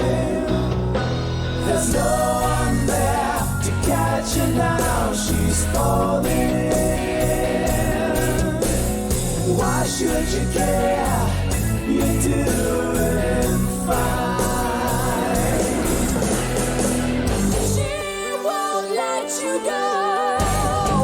Keep you down below.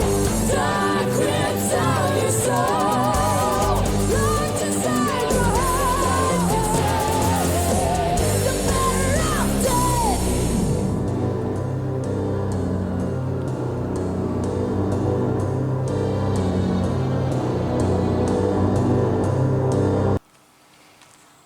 Hi, this is Black. Who puts an ad in the middle of a song? I did you all a favor. Now she's at rest, she finally found her peace. There's no need to blame yourself. You must let go, or the pain will never cease. It's time to crawl out of your shell. Your mother died the day your father left. A part of you died as well. Feelings of guilt will haunt you till the end. You must fight hard to break this spell. But it hurts.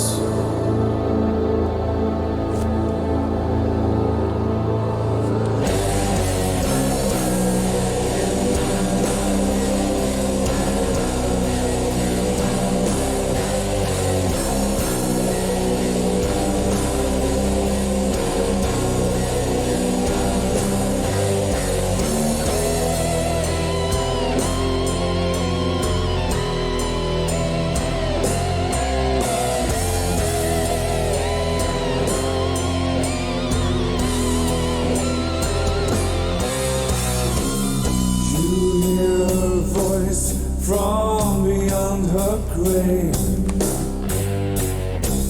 Where were you, son, when I needed you? Is this your thanks for all the warmth I gave? Did you forget what I've been through?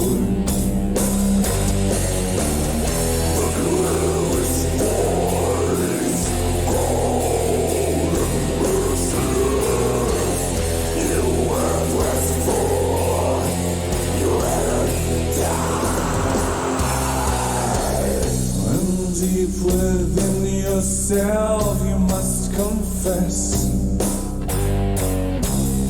your ways cannot be justified.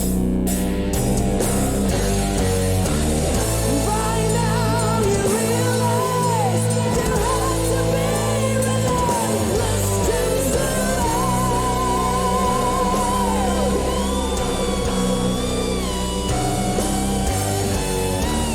Repress your memories, bury your emotions, and thrive. It's your life.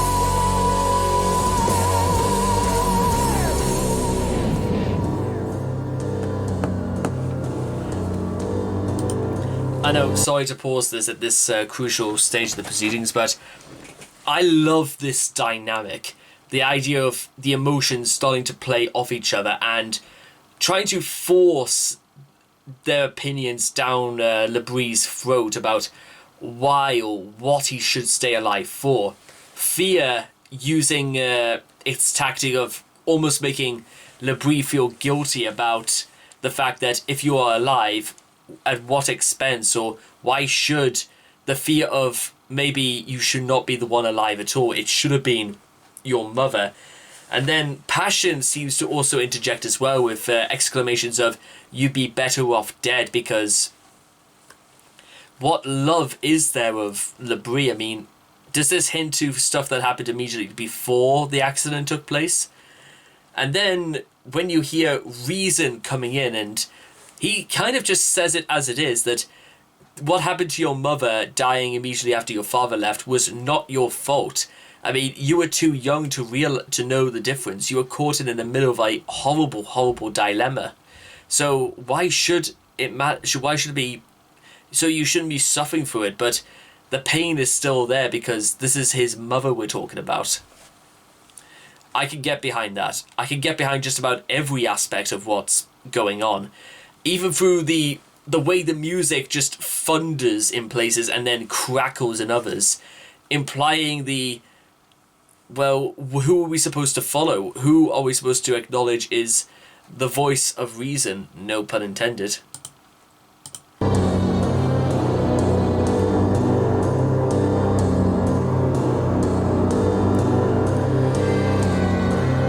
Now she's at rest, she found her peace. You hear her voice from her grave. You must let go, or the pain won't cease. Is this your thanks for all I gave? A part of you died as well. You worthless fool, you let her die. It's time to crawl out of your shell. By now you realize you have to be relentless to survive.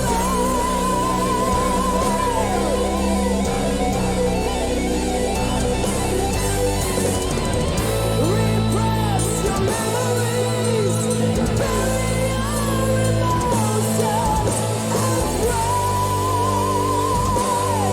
It's your life.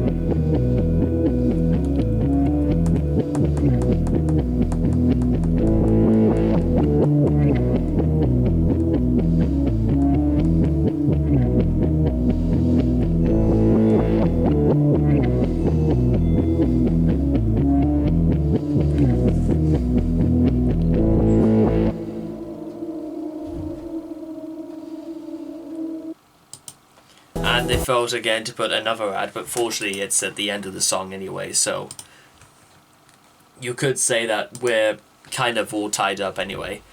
Okay, so ladies and gentlemen, that was Trauma by Ayreon. It's fascinating now that the further we go into this, we begin to... the emotions start to come across not just as sort of like one-dimensional figureheads designed to be put in place to either... that the emotions are not just now becoming like one-dimensional figureheads. Instead, what they're becoming is people who are working off their powers to manipulate Labrie. Fear almost working off this sense of guilt to convey the idea that maybe what Labrie did was all his fault, and it's supposed to make him feel as if like this is his punishment, and he will be sentenced to limbo and at a fate that was entirely not of his own choosing. I mean, Labrie said he was a child in the story when his mother died, when his father ran away. In what way is that supposed to be a child's fault? And for this to... in fact, if this were a movie, I'd imagine Fear being the face of his father, the father who beat his son, and basically, you would say forced fear into his heart. That's what I feel like this is striking. It's right into Labrie's heart. And then when passion rolls up, and I say rolls up, but I'll use what I mean in a second. She won't let you go. Keep your down below. Passion works off the idea that Labrie should be the one suffering as well, because it was his mother's passion that she stayed as long as she could, despite what was happening. Which you could argue, again, maybe not a good justification for all this, because, well, why wasn't Labrie's mother strong enough just to stay with her son if she knew all this was going on? That's my question. And that's interesting for Passion to say that Labrie is the one who lacks passion, but then again, for those who argue, and listen guys, suicide is a very, very complex issue in itself that is, I think, purely dependent on cases from person to person. But from what I can work out is that because little about Labrie's mother is known in the story, aside from we know that she was married to this chronic abuser who beat the hell out of his son, we don't know much about her to convey that she was neither good nor bad. Even though Passion pokes its head in and says, what's the line again? She won't let you go, keep you down below, deep crypts of your soul locked inside your head. But then again, does Labrie therefore have like a passion to stay alive or to stay dead? Because he's holding on to these memories of his mother and the fear that must have gone through his head about who caused all this. And maybe it was indeed his father who did this. But then again, when we cut into Reason, and Reason seems to be the one who acknowledges Labrie's suffering, his turmoil, and these repressed memories, and has to... Reason is... They say the voice of reason isn't just people who tell you specifically how it is. They have to treat you on a very case-to-case sort of basis. They have to understand who you are and what it is, how they're going to process information. Which is why I love lines like, now she's at rest, she finally found her peace. There's no need to blame yourself. You must let go or the pain will never cease. It's time to crawl out of your shell. She's Reason trying to make it so that he understands that what his mother did was entirely of her choosing, and Labrie had no influence whatsoever to say what she could and cannot do. And I think that's extremely important as well, because it crushes Fear's argument that it should have been him instead of his mother. But then again, you could argue, say, who's to say that it wouldn't have been his mother next? Because, bear in mind, ladies and gentlemen, people who abuse other people, women, children, animals, are very, very clever because they think they know the law and get around it. And then, just to really like kick this off further, when Pride releases, but by now you realize you have to be relentless. Labrie has to conquer the fact that he not only does he know, but he understands that this was not his own doing or his fault. And as the title would have you realize, the trauma of this incident, especially in a boy so young, will become characteristically part of his outlook on the world. Because how does anybody at such a young age, or any age for that matter, when something like this so horrible happens to them, how do you take all this in? What do you do?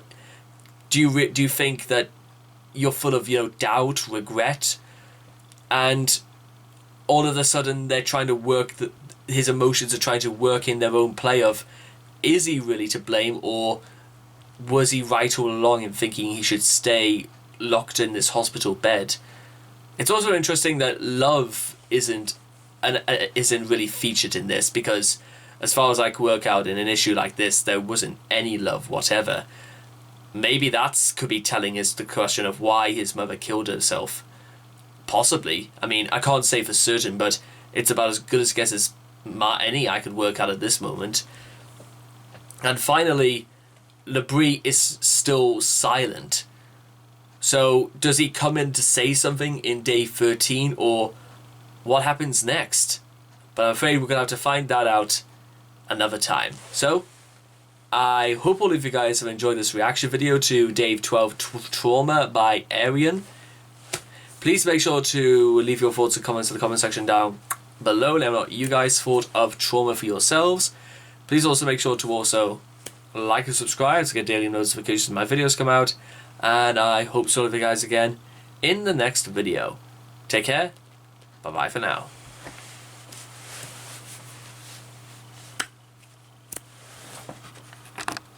Hello YouTube, and welcome back this evening to another Rage video. Now, a few little messages, ladies and gentlemen, just before we kick off. As you can see, I'm still in a little bit of renovating, and that, yes indeed, is a beautiful brand spanking new Artist 13.3 Pro tablet.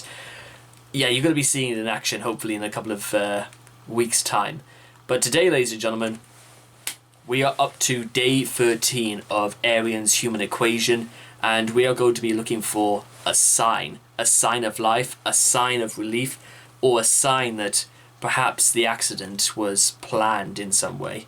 We're going to have to find out, because we're drawing ever closer to the end. We're going to find out what the answer to this conundrum truly is. So, if you guys want to check out the original video for yourselves, links will all be in the description down below. Let's begin. Sign, day 13, in 3, 2, 1, and...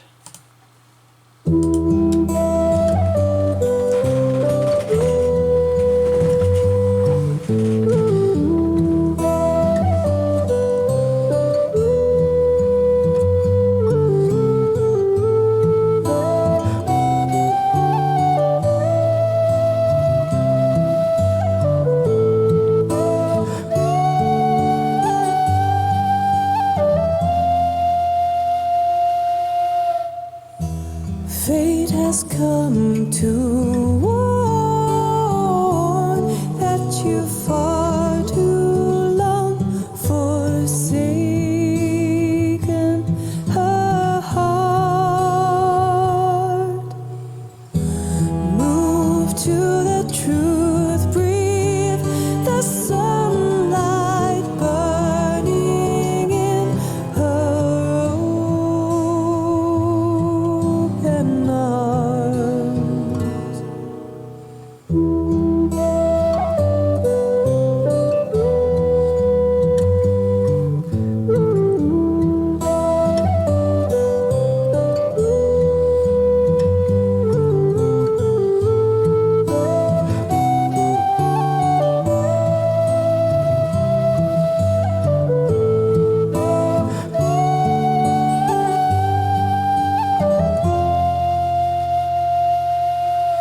break the chains that bind you to a past that feeds these bitter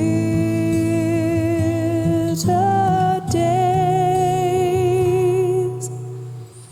Seize your only chance, follow the stars that beckon you through blackened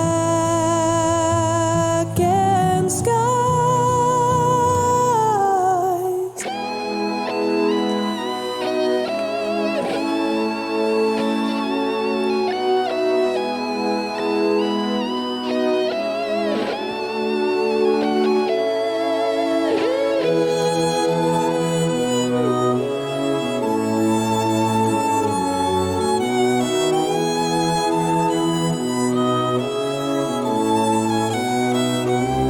Can you feel me touch your aching heart? I can sense how much you're missing me. Give me a sign, show me you're there. I am sure you'll find a way back to me. I can't believe I turned so vile. How could I have ignored her smile? She was always there to ease my pain. I'm so ashamed. I wonder why she stayed with me, how she endured my vanity. I wish I could go back and mend my ways. Is it too late? Can you see? I swear it's true. A teardrop trickling down his cheek. Yes, indeed, I see it too. Could it be his hurting inside? Don't you think we should be glad he feels anything tries because of us? Does it matter why he cries? What's going on? Has he given us a sign? Can you see? I swear it's true. Him clenching his right hand to a fist. Yes, indeed, I see it too. Could it be his raging inside? Don't you think we should be glad he has any thoughts angry cause of us? Does it matter if he what's going on in his mind? Has he given us a sign? Indeed, ladies and gentlemen, has our protagonist finally done it? Has he just managed to let go of his vanity? Has he let go of the trauma that is plaguing his mind? Has he managed to just accept that what has happened, and he's managed to break free from his bonds and chains? That, ladies and gentlemen, was signed by Ayreon. I think he's realised what it is, because he's showing signs of life at last. And I even love the effect where you see the wife and his best friend talking, and all of a sudden it's very muffled. I think that was just intentional from Labrie's point of view to pick up traces of what they're saying. It is easily implying he's starting to wake up. And now I'm beginning to wonder in the back of my mind, and I'll take this back to the beginning for a second. Faith has come to warn that you far too long forsaken her heart. Is this what it was really all about? It was he neglecting the love his wife had. We can see obviously that our protagonist Labrie has love in his heart, and love has come to voice itself into trying to persuade in some way that Labrie has love all around him, in spite of everything that has happened. And that is the important point, is that Labrie's love has not died, in spite of everything. Because Love almost seems to have recognized, as well as reason from last time, that what happened to his mother was not his fault. And what happened because his father left him was not Labrie's fault either. And yet, the people around him in the real world, they were there. They were friends towards Labrie in spite of everything. And his wife was still there as well. And Labrie was making it about himself when he failed to realize people were trying to take away his suffering in the real world because of his trauma. Maybe in some way Ayreon is sending us a very clear message itself, that perhaps the all you need is love. Maybe that's what this album is all about. It's all about people recognizing that it's about people loving each other. And Labrie's best friend staying at his bedside is a form of love, a form of friendship. And his wife is still there all this time as well, after, I could assume, 13 days of this. I think it's very clear, because Labrie even realizes that it was his vanity was something he is guilty of. And, call it, self-pitying or whatnot, it's still something that he acknowledges that was in his control and he had every right to stop. How many more songs have we got left to go? We've got 14, 15, 16, 17, 18, 19, 20. So we've got, I'd say, 6 more parts of Ayreon's Human Equation to go. So maybe our Labrie could waking up far before the ending, or maybe something else entirely is going to happen. I can't wait to find out, so let's join us again next time to find out more. So anyway, I hope you guys have enjoyed this reaction video to Day 13's Sign by Ayreon. Please make sure to leave your thoughts and comments in the comment section down below. Let me know what you guys thought of Sign by Ayreon. Please also make sure to also like and subscribe to get daily notifications when my videos come out. And I hope to see all of you guys again in the next video. Take care. Bye-bye for now.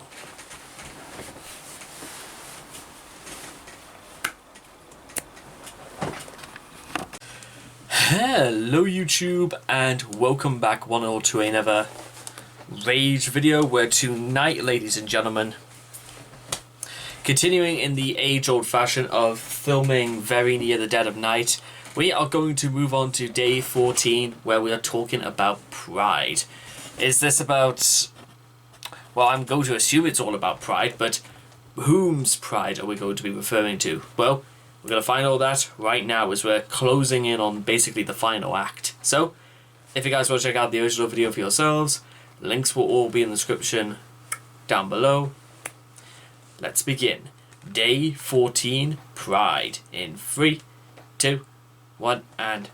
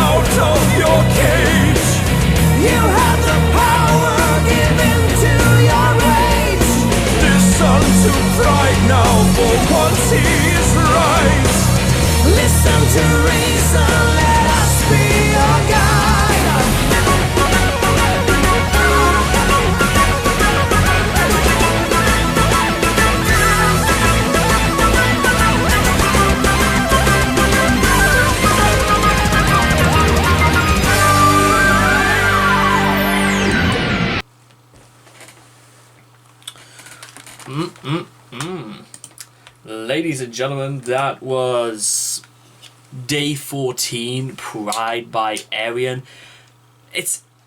I think it's absolutely mesmerizing, to say the least, about how many sort of steps in time and music we're going through. It, from likes of Gamma Ray to Halloween, Powerwolf, traces even of Dragon Force, I felt sort of like sprinkled on top of everything else.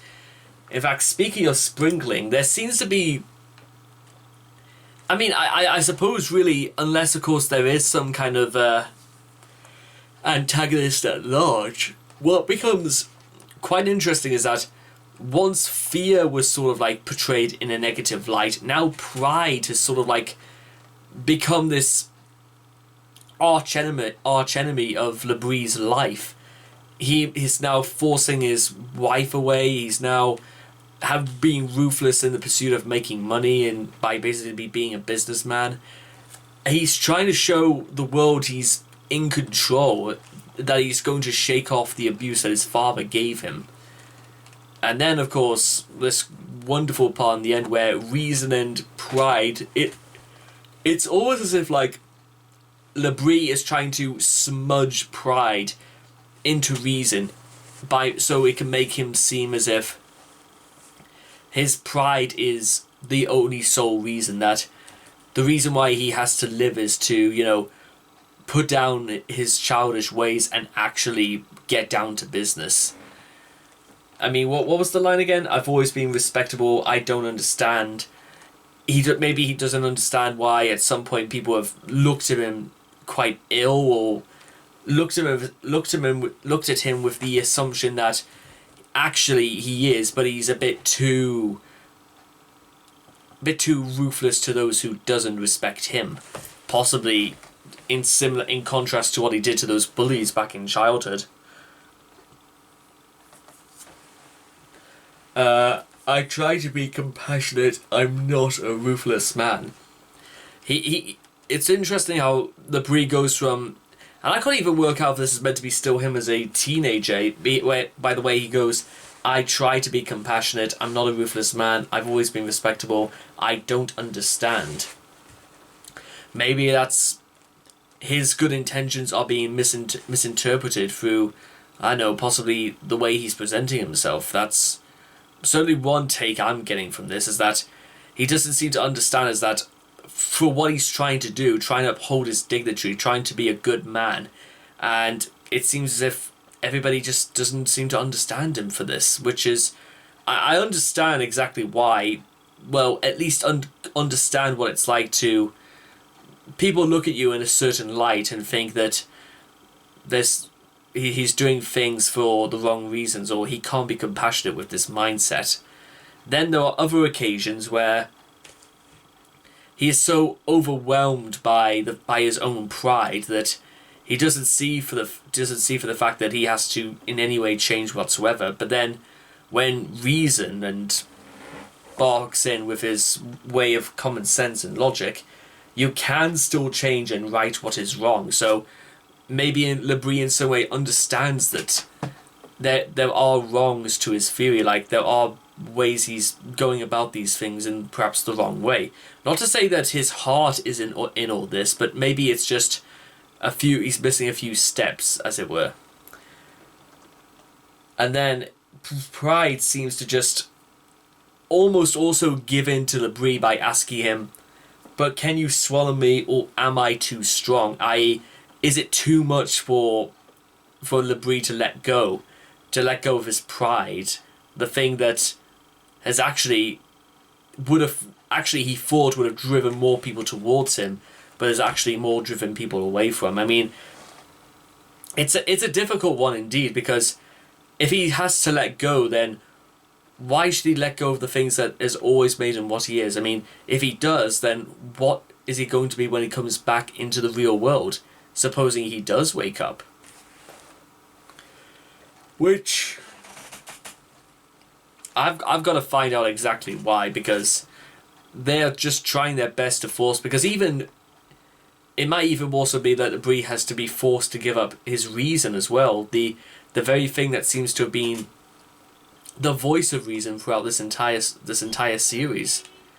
And so, ladies and gentlemen, we have only got about 5 songs left, and I don't know whether or not I just want to do them all in one go or just to get to the end, because what's the last 5? Betrayal, Loser, Accident, Realization, Disclosure, and Confrontation. Well, technically that's 6. I'll tell you what, I'll do Betrayal next, and then I'll do the final 5 possibly in one go, seeing how this was just all comes, you know, into play. So anyway, I hope you guys have enjoyed this reaction video to day 14 of Pride. Please make sure to leave your thoughts and comments in the comment section down below, and please also make sure to also like and subscribe to get daily notifications when my videos come out. And I hope to see all of you guys again in the next video. Take care. Bye-bye for now. Hello YouTube, and welcome back one and all once again to another Rage video where we've got a new shirt, ladies and gentlemen, making its debut on the program. And we can see here, managed to get R printed on it. It may be backwards, but then again, so am I. This is not your ordinary or conventional channel. And also, how about this for a nice little addition as well? Let me show you what I got written on the back.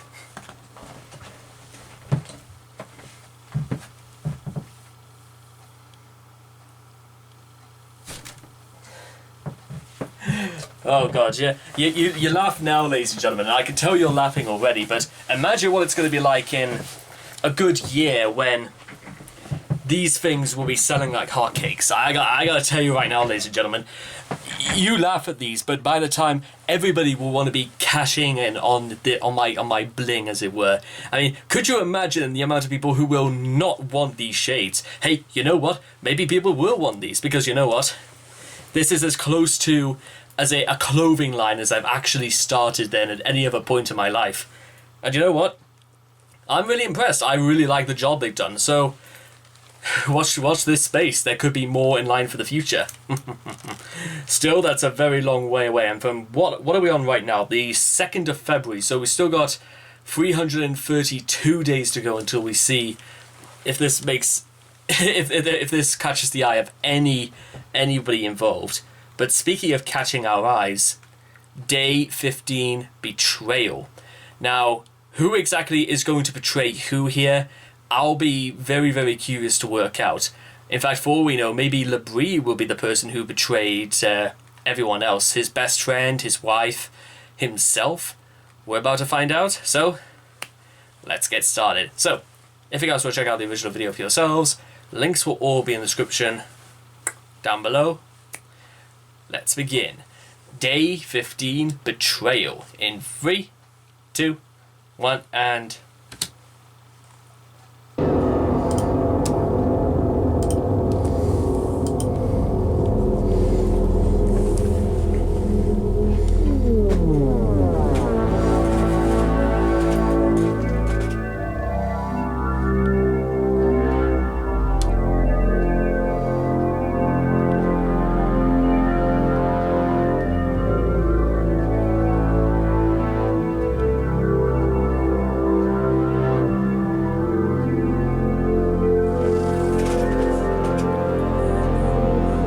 This is what you dreamt about, director of the firm.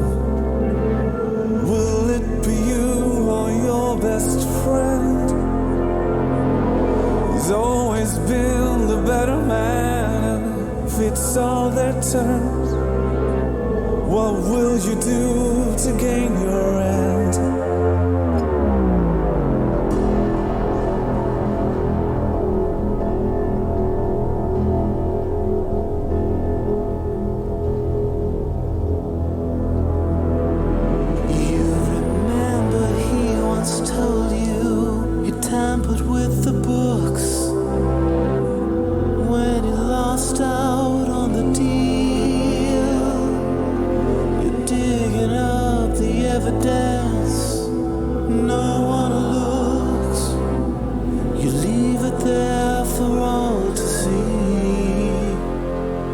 This memory burned burns inside. You can't forget, you cannot fight or erase it.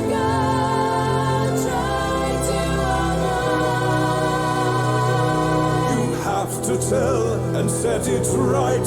You cannot run, you cannot hide, so face it.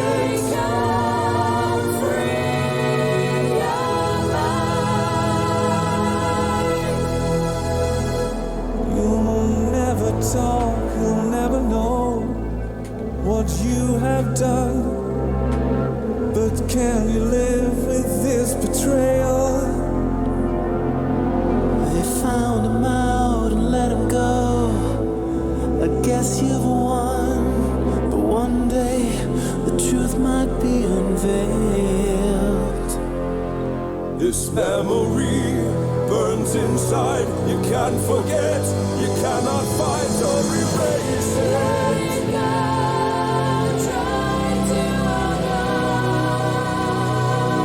You have to tell and set it right. You cannot run, you cannot hide, so face it.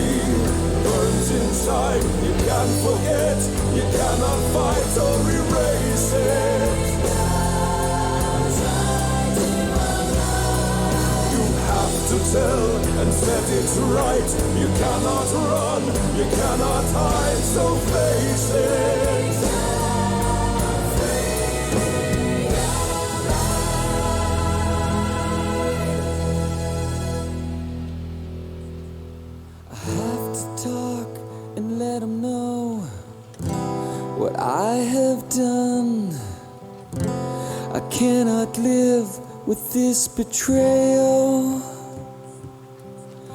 He's always been the better man.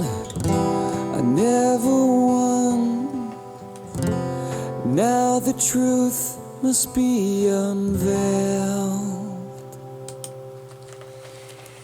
Okay, ladies and gentlemen, that is going to do it for day 15, Betrayal.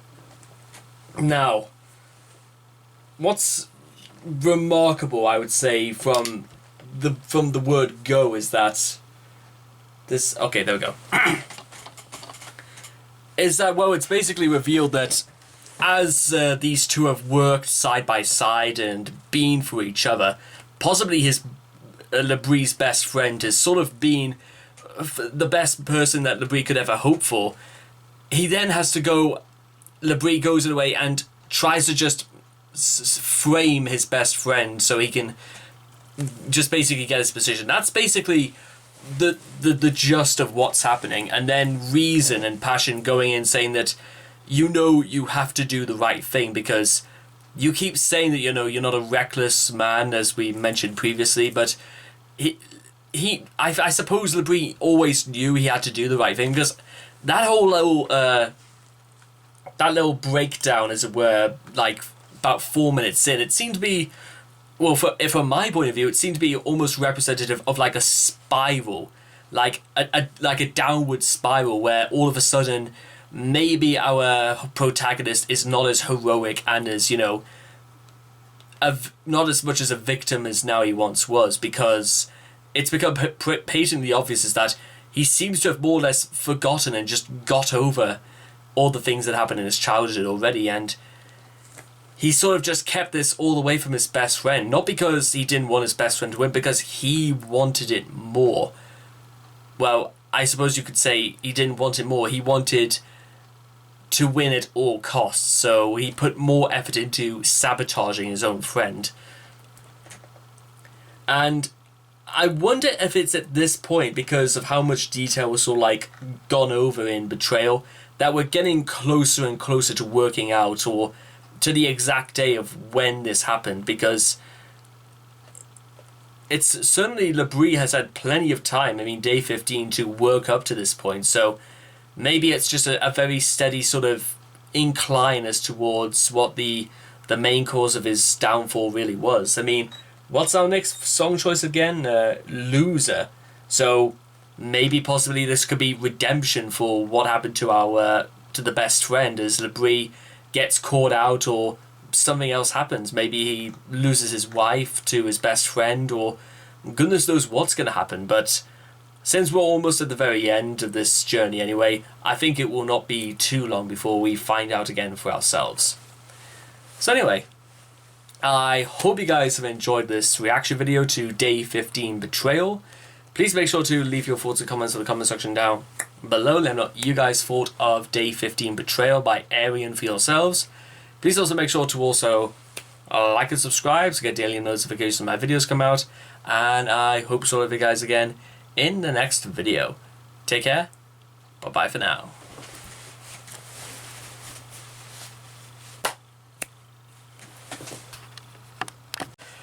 Hello YouTube, and welcome back this evening to another Rage video. And tonight, ladies and gentlemen, I was supposed to have gone round to doing this video about nearly 30 minutes ago, but you know what, I had such a cop on for reasons I'm not really going to explain, and it left me fuming, ladies and gentlemen. It left me fuming, so I had to wait as long as I could till I finally sort of like calmed down a bit so I could actually get to doing this. Wow, who would have thought about that? A channel called Rage, and he's still tried his best to warn people about how angry he gets. You wouldn't like me when I'm angry. If only you knew I was always angry. So with all that being said and done, because we are now moving on to day 60, I would not even come close to imagining what it'd be like to be 16 days unconscious. But let's see what happens in Loser today, ladies and gentlemen. So if you guys want to check out the original video for yourselves, links will all be in the description down below. Let's begin. Day 16, Loser. In 3, 2, 1, and...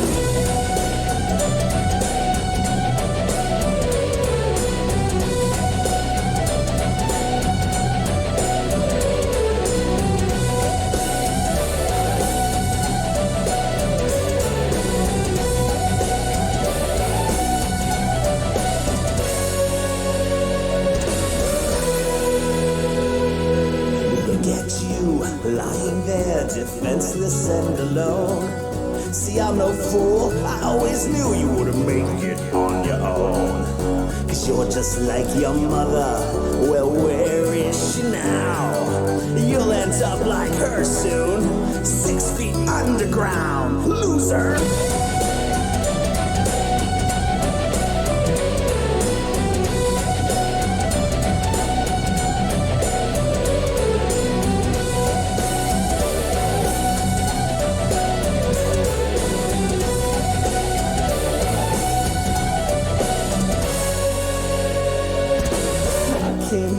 To watch you bleed, oh how I love to gloat.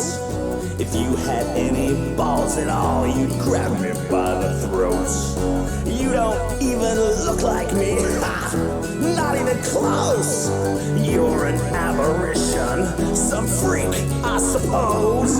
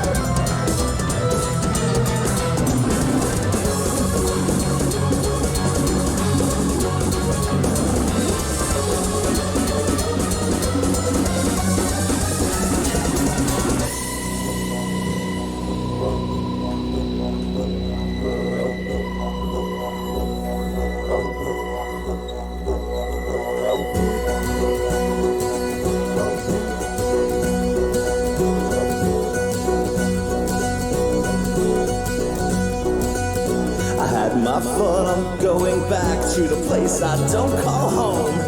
There's no one there who waits for me, but you won't hear me moan. My ex-wives all sue me, and with half my kids in jail, I'll still come out laughing, cause me, I never fail, loser.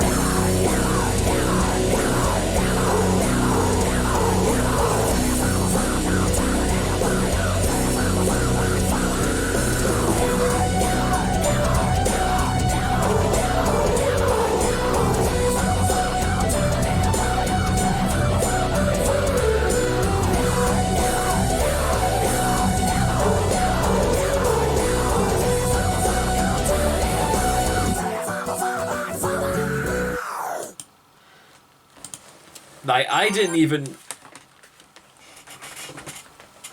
couldn't even explain whether or not that started with like a very urban Moroccan sort of like symphony, and then it evolved into like a very a bit like it ended on sort of like an Irish, very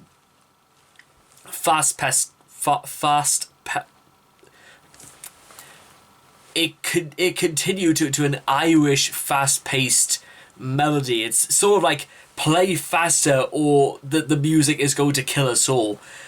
And I like that because it seemed quote unquote medieval, like it was like for a mockery sort of purpose, and sure enough it comes true because we've basically decided that, well, the album decided that LeBrie's father has decided to just pop by into, you know, wishing his lovely son all the best for the future by telling him that he's a loser who's basically close to death, and he is simply put, he will take every single thing that comes to him, and now we'll go back to the place where, you know, he can lie about all day because the rent's never due.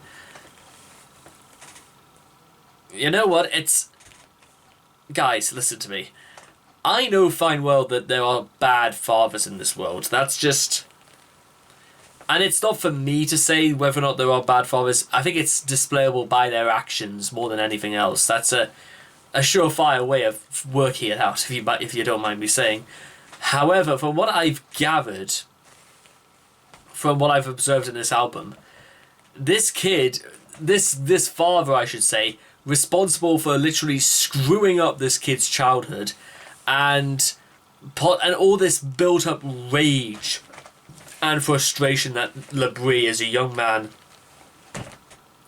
has had no choice but to deal with on his own, because his mother died shortly after he left, and his father couldn't give a shit about anyone else.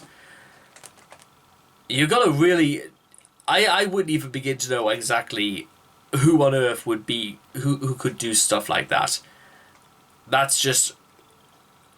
It's more horrible than it sounds, or what I'm trying to make it out to be, because... like the music, like I said about the music, it sounds like this guy is intentionally he is intentionally mocking his son, but the hypocrisy involved is, quite frankly, unlimited. And I just want to... what I hope right now is that Rage, as depicted in the song by David Townsend, is that he is the one who gets Labrie to wake up and then literally give his father the biggest kick to the bollocks that you could possibly ever hear. I want that shit to, sound so loud that it causes earthquakes. I want everybody who wants to know what it's like to have your balls kicked into oblivion. That's what I would like, because Christ, like, I've had at several points over the last couple of months people who've winded me up to almost every single nth degree you could imagine, but I've never really thought about any acts of violence or whatever, anything like that. But oh my god, I feel like I just want to scream at the wall, or at least get the old speed bag out and just have a few runs with that, because I suppose really in Labrie's situation, he would be the one who would love it nothing more than to beat the shit out of his father, just because he can, and just for putting him down and tormenting him his whole life because he thinks he's some brave man who bullies his own children. I hope to God nobody out there suffers from anything like that, because that kind of BS... If that happened to me, it wouldn't be... I wouldn't be around. I wouldn't hang about. But you know what? That hasn't happened, and it never will happen. But all I can say right now is that I hope in some way this gets Labrie to wake up a lot faster, because there's nothing more I'd love to see than Labrie waking up, and makes you wonder where his best friend and his wife are when... I wonder. And maybe that'll be explained to us in... What's now next song again for it? Accident. So maybe this is... We're venturing to the near end when we're finding out the logistics, or even how on earth did this all happen in the first place. So anyway, I hope you guys have enjoyed this reaction video to Loser by Ayreon. Please make sure to leave your thoughts and comments in the comment section down below, and what you guys thought of Loser by Ayreon. Please also make sure to also like and subscribe to get daily notifications when my videos come out. And I hope to see you guys again in the next video. Take care. Bye-bye for now.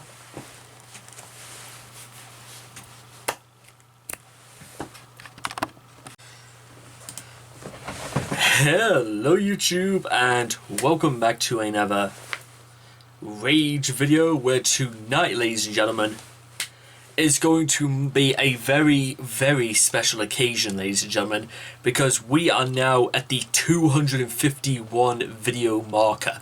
We are officially a quarter of our way reaching our 1,000 video target with this entrant. You gotta love it. 250 videos down. And bearing in mind, ladies and gentlemen, the target is to reach 1,000 before the year is out. You gotta admit, we're already on a very fast track to getting to the very tippity top. So with all that being said and done, we are going to be beginning the closing out stages of Ayreon's The Human Equation, where we've just come off the back of his dad acting like the piece of shit father he always was. So hopefully that's the last time we'll ever have to see him. So let's move on to Accident ? So if you guys want to check out the original video for yourselves, links will all be in the description down below. let's begin. Accident? Question mark. In 3, 2, 1, and...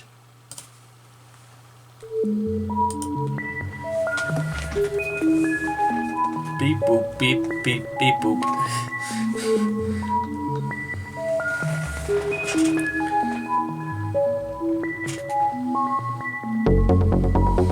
Okay.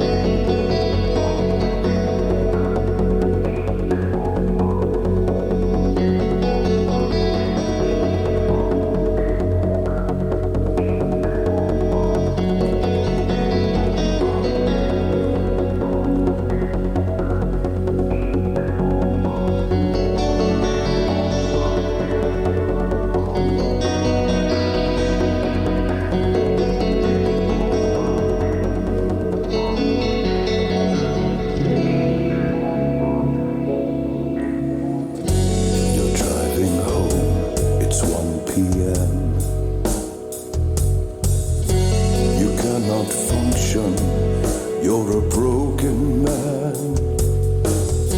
Your past is catching up with you. Only her tenderness can help you through. You would see her smile at another man.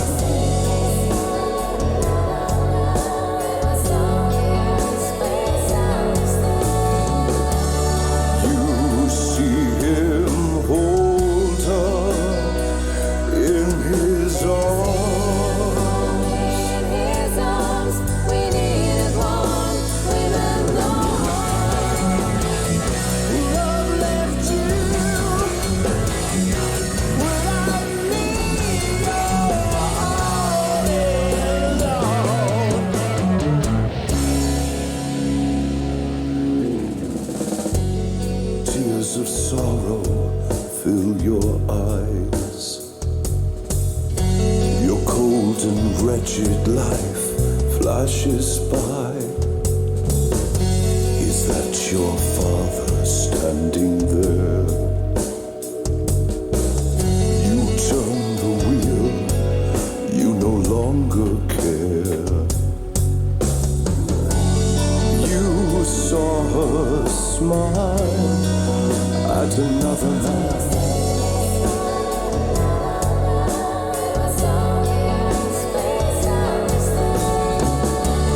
You saw him hold her in his arms.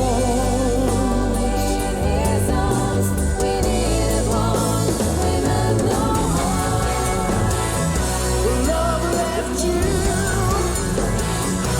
without me.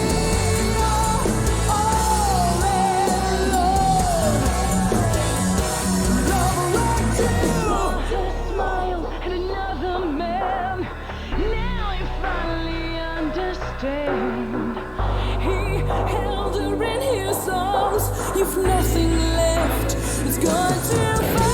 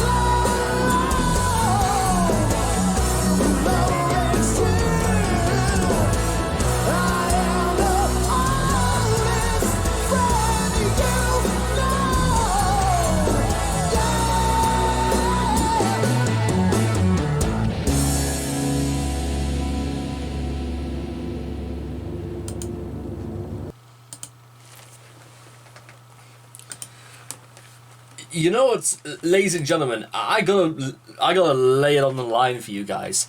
That might have possibly been, actually, in terms of actual song quality, Accident might have actually been my favourite one so far. Even more when we heard Love for the very first time. And I think it's because now all of a sudden Labrie has the memory of, he believes his wife's cheating on him, his best friend is, I think it was because Labrie thought that she was shacking up with his best friend. He's driving out of control. He's obviously out of his mind, either drunk or goodness knows what else at 1 a.m. It was only ever going to end one way. And then I think he believes he saw what he thought was his dad, because he's so blind with agony, which in many ways Labrie has suffered through all of his life, which you might even have to say that it was kind of, I don't know, would you say that's karma in retrospect for what he did to his best friend by blowing his friendship, even though Labrie has to live with the guilt of what he had done? And then just throws caution to the wind and tries basically to knock a guy over. Again, I say that because I'm not entirely sure this really is meant to be his father, because, well, Reason seems to think it is, and Reason so far has had his head on straight throughout this entire album. But then again, maybe it's just Labrie thinking that, you know what, I have my reason, and I have the reason to believe that is my father, because you know what, there's only one person that looks exactly like that, and yeah, I think this is going to make up for all those years you beat the shit out of me. And there you go, gets taken out. All for nothing, and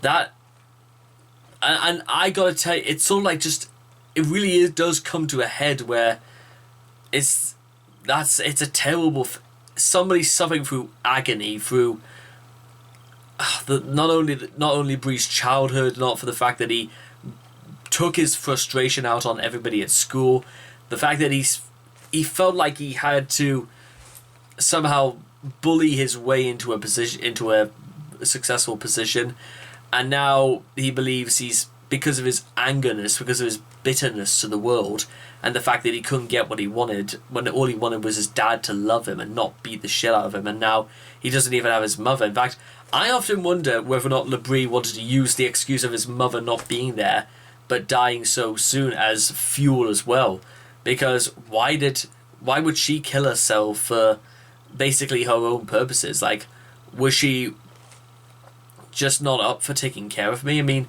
that's the sort of thing I'd imagine kids would go through when if they start getting questioned about stuff like this. I wouldn't know, but I don't know, it seems like the moment Labrie needed his mother more than most, she decided to leave this world. But besides all that, it's funny as well how I talk about the different tones and almost Ayreon developing and picking up different beats from other groups that I feel like you could work these into this album, and you could pretty much tell exactly what's going to be coming up next. I mean, we've had stuff like that reminded me of like Rush, Dream Theater, Pink Floyd, Gentle Giant. There is so much that went into this, and like I said before, whether they made this into a movie or not, I don't know why you wouldn't want to make this into a movie. But I reckon it's powerful. That's what I'm trying to get out of this. It's powerful about how rich Labrie is in anguish and agony, and now all of a sudden he's now having to live with peace and reflect on the fact of what a miserable and upsetting life he's lived. Some of things are far beyond his reach, other things however are, and for those he has to pay the price for them. So as we come to very close to the end of this album, we've got 18, 19 and 20. Realization, I think it's like Realization, Confrontation, and no, it's Realization, Disclosure, and then Confrontation. I cannot wait to find out what's in store, because I'm going to come to the realization that the realization myself is that LeBrie wakes up, LeBrie apologizes to his wife and his best friend, or it's the other way around, and LeBrie's realizing that those two have run off with each other, and finally confrontation. LeBrie finally takes on his father now that he's now become a man, and to prove that he is not a loser. I hope that's what's going to happen, because this album has given us a lot so far. Now I want to see how they really decide to end this.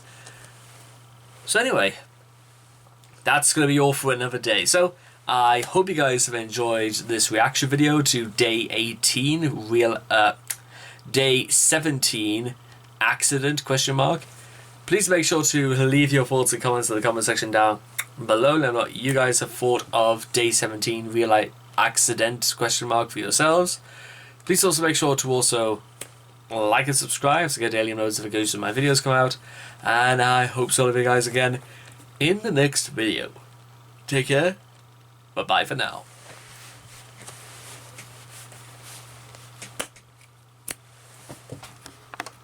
Hello YouTube, and I welcome all of you back this evening to another Rage video, where tonight, ladies and gentlemen, we are now, like I said, on the final leg of the journey, as it were. We've got 3 songs left to get through, and we're going to be doing the first of them this evening. And last time in Accident, which is my personal favourite on the album so far, because it led to the event which kick-started this entire journey of LeBrie.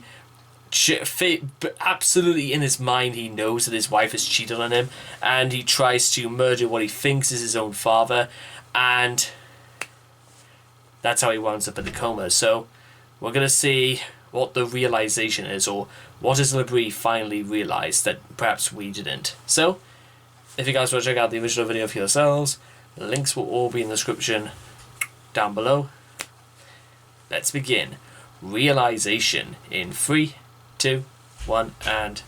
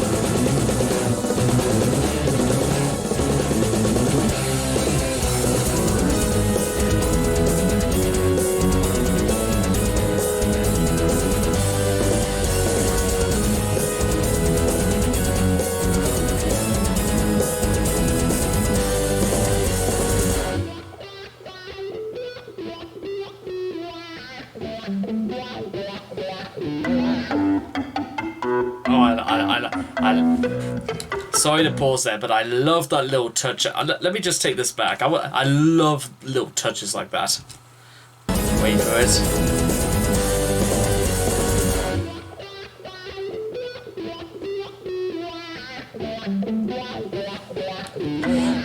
It's what I like to almost call music played in isolation, where they will just pick on one instrument and just let it speak for itself.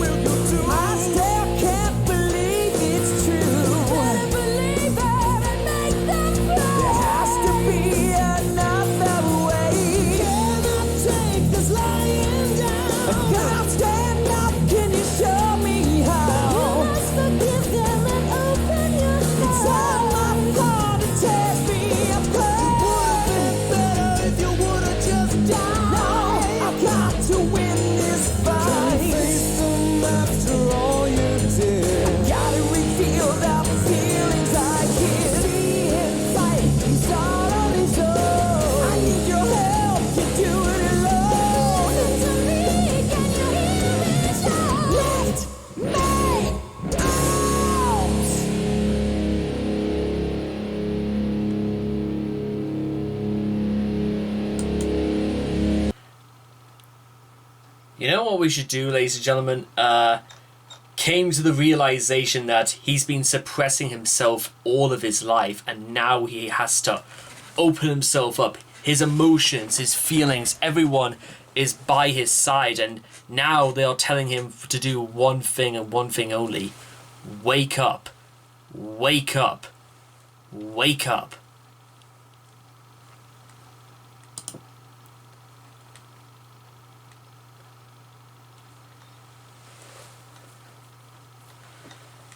Because you know what else we're going to do, ladies and gentlemen? I think we should just continue where we left off. So, day 19 disclosure in 3, 2, 1, and... Did I stop the thing? No, I did not.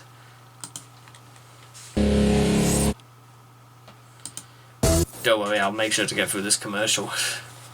Sponsored to you by shows that nobody will watch. And breakfast that nobody actually eats because it tastes like absolute dog shit. My good friend, I hope you hear my voice. I must alleviate this ache. I've thought about this and found I have no choice. I have to tell you this for conscience sake. I felt alone, forsaken and afraid, out of work and out of love. I needed someone to ease some of the pain, and she was there for me when times were rough. My sweet love, my heart belongs to you. But I was lonely and the need for passion grew. You were never here, and even when you were, most of my words would go unheard. I'd be there to comfort her.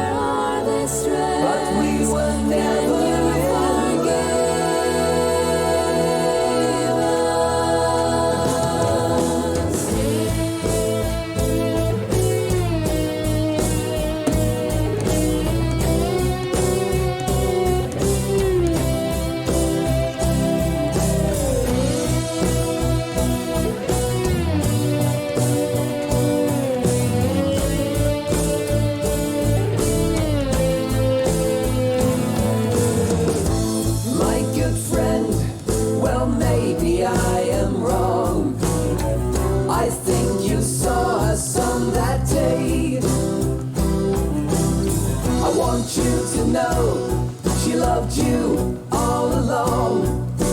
I hope that this will help you in some way. My sweet love, my heart belongs to you.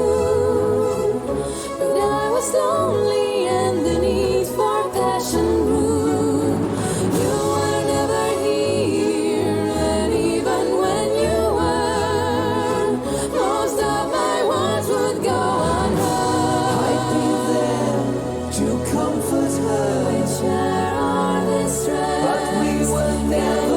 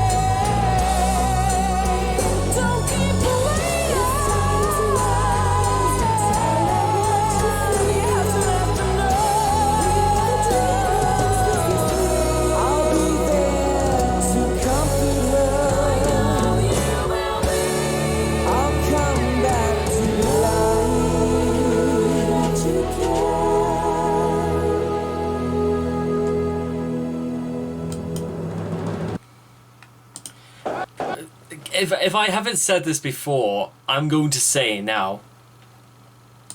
I cannot get enough of this album, because it's just a beautiful composition. It's wonderfully put together, and this really is it's almost an all-star cast of just voices that were literally almost like dipped in honey for the sole purpose of coming together to make this. This is like high Disney stuff. This is like verging on almost a metaphysical opera in music, just where you could do where it's an out of body experience, just like this Labrie in this coma. Everything about this is like, you can't believe some people can sound like this, or and also because, as you probably have already worked out at this point, we're actually now up to the final day, the confrontation.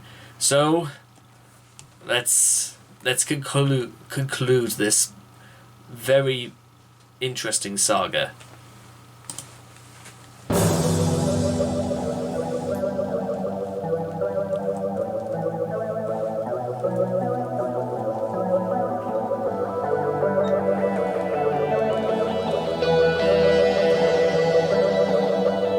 Also, it's slightly longer than before, but I think there's a lot of loose ends we need to tie up. See his mouth, he tries to speak, he cannot move, his voice is weak. My dear friend, can you hear me now? I'll try to tell you how I Feel the feel. pain inside of you. Tell me please, what can I do? Listen well to what I have to say. I have to tell you of my betrayal.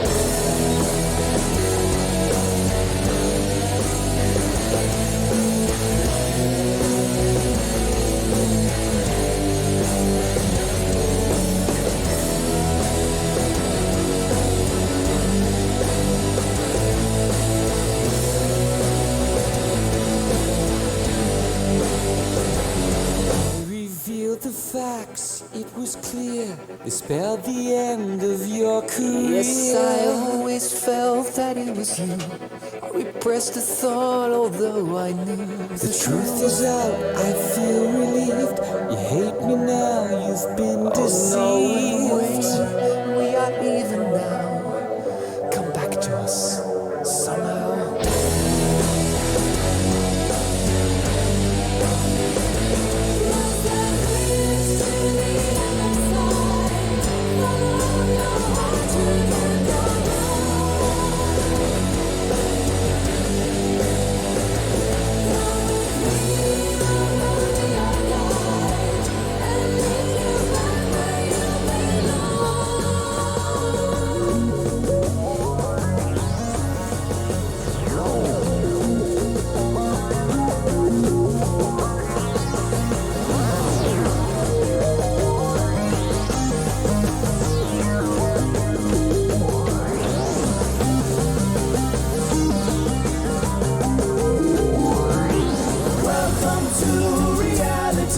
Be ready for the pain.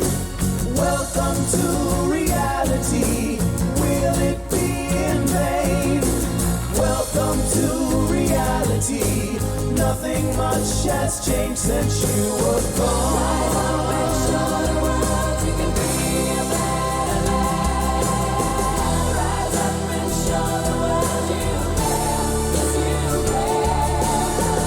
Rise up and show the world you're taking your chance. Rise up and show the world. Welcome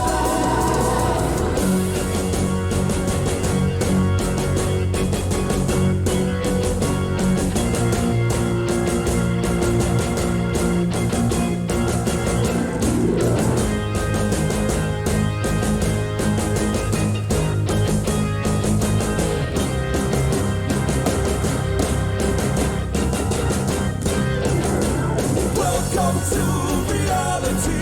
Wake up and rejoice. Welcome to reality. You made the right choice.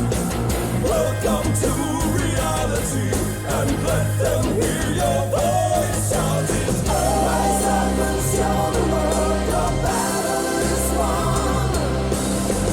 Rise up and show the world the old you is gone.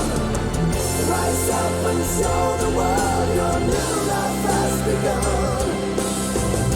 Rise up and show the world. Welcome, welcome back.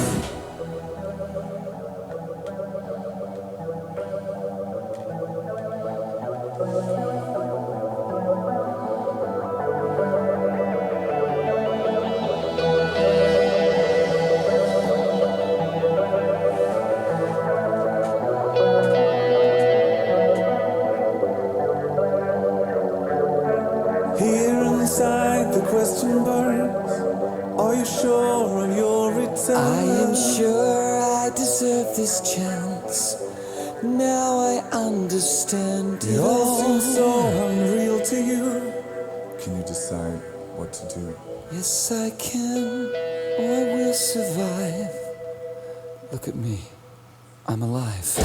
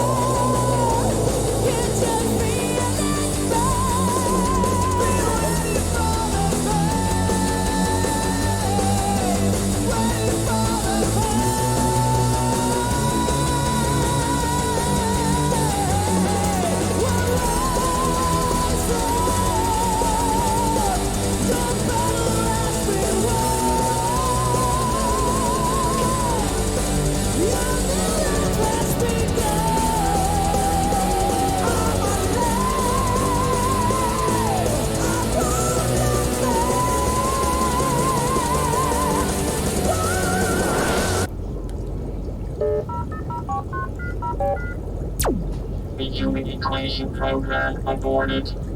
Have a nice day. Dream sequencer system offline.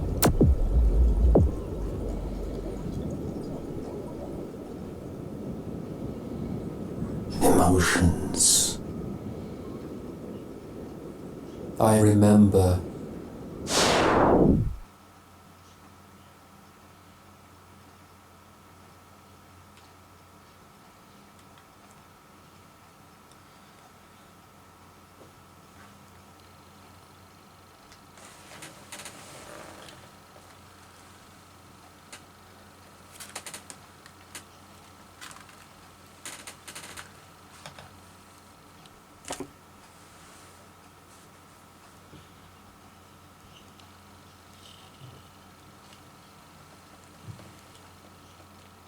Wait a minute. Was it all just a simulate? Was this all a simulate? Did they? Was this like the? Is this like the Matrix, where it was all just a simulation all this time, and everything Labrie went through was? No. Hang on. Let me just have a nice dream. See, wake up, Nick.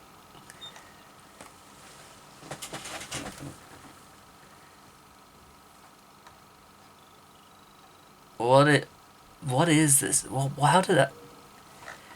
The human abortion program aborted. Have a nice day. Dream sequencer off, system offline. Emotions I remember. So, hang on. Was this all... So, hang on. So did Labrie... I'm guessing he didn't wake up in the end, and everything he went through was just as... Was it just like a program that was just all made by this computer? And it was... What was that voice at the end as well? Was that supposed to have led up to something? Let me just... Hang on. I need to do like another little check. Let me do some investigating work. What's this? Three eventually come together and figure... Okay. The story terminates with a sci-fi twist in contrast to the psychodrama of the album, but reminiscent of earlier Ayreon releases. The final song cuts suddenly to silence as it crescendos into a climax, and a computerized voice announces the shutdown of the Dreamer sequencer. The voice of Forever of the Stars then speaks the final words of the album. Emotions I remember, tying its events into the overall Ayreon plot that has begun with the final... Oh, hang on a minute. So, this is like a part of Ayreon's sort of discography. Is that what I'm getting from this? Is that it's not so much that I've picked a concept album, I've picked like a chapter in a series. Is that what I've just done? God, could you imagine what now if people are starting to look at this now, but they'll think that I'm the one who should have been aborted for doing this and not, what was it, the final experiment first.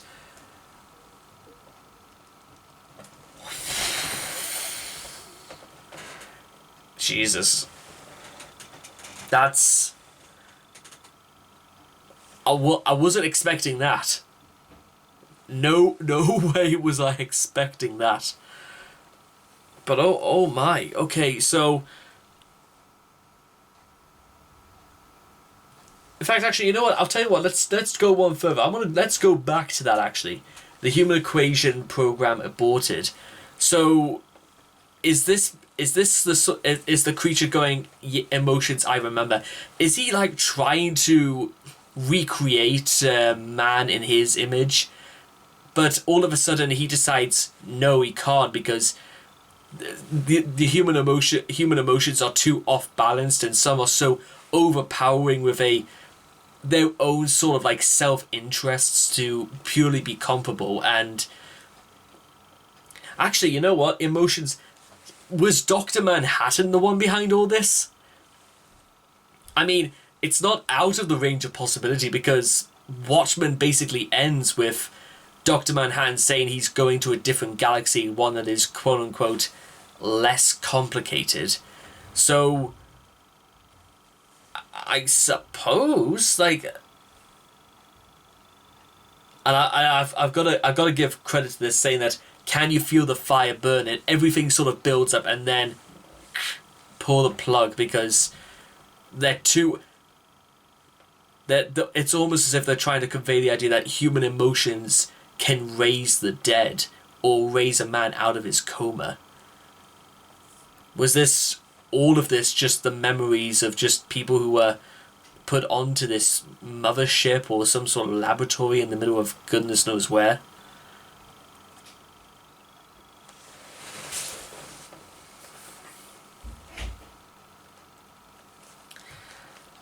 I think that's like, what on earth did I just get what on earth have I just got myself into? Because I feel like I might just have to go back to, I might actually have to start the final experiment to work out how to we got here.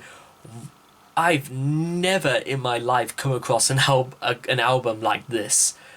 Possibly a group as devoted to this story as much as I've seen, because pretty much throughout the entire runtime of Ayreon's Human Equation, I was intrigued by just what's basically a story of just watching some guy relive his life with emotions sort of like serving as backing characters, and trying to work out what he needs to do to wake up from his coma.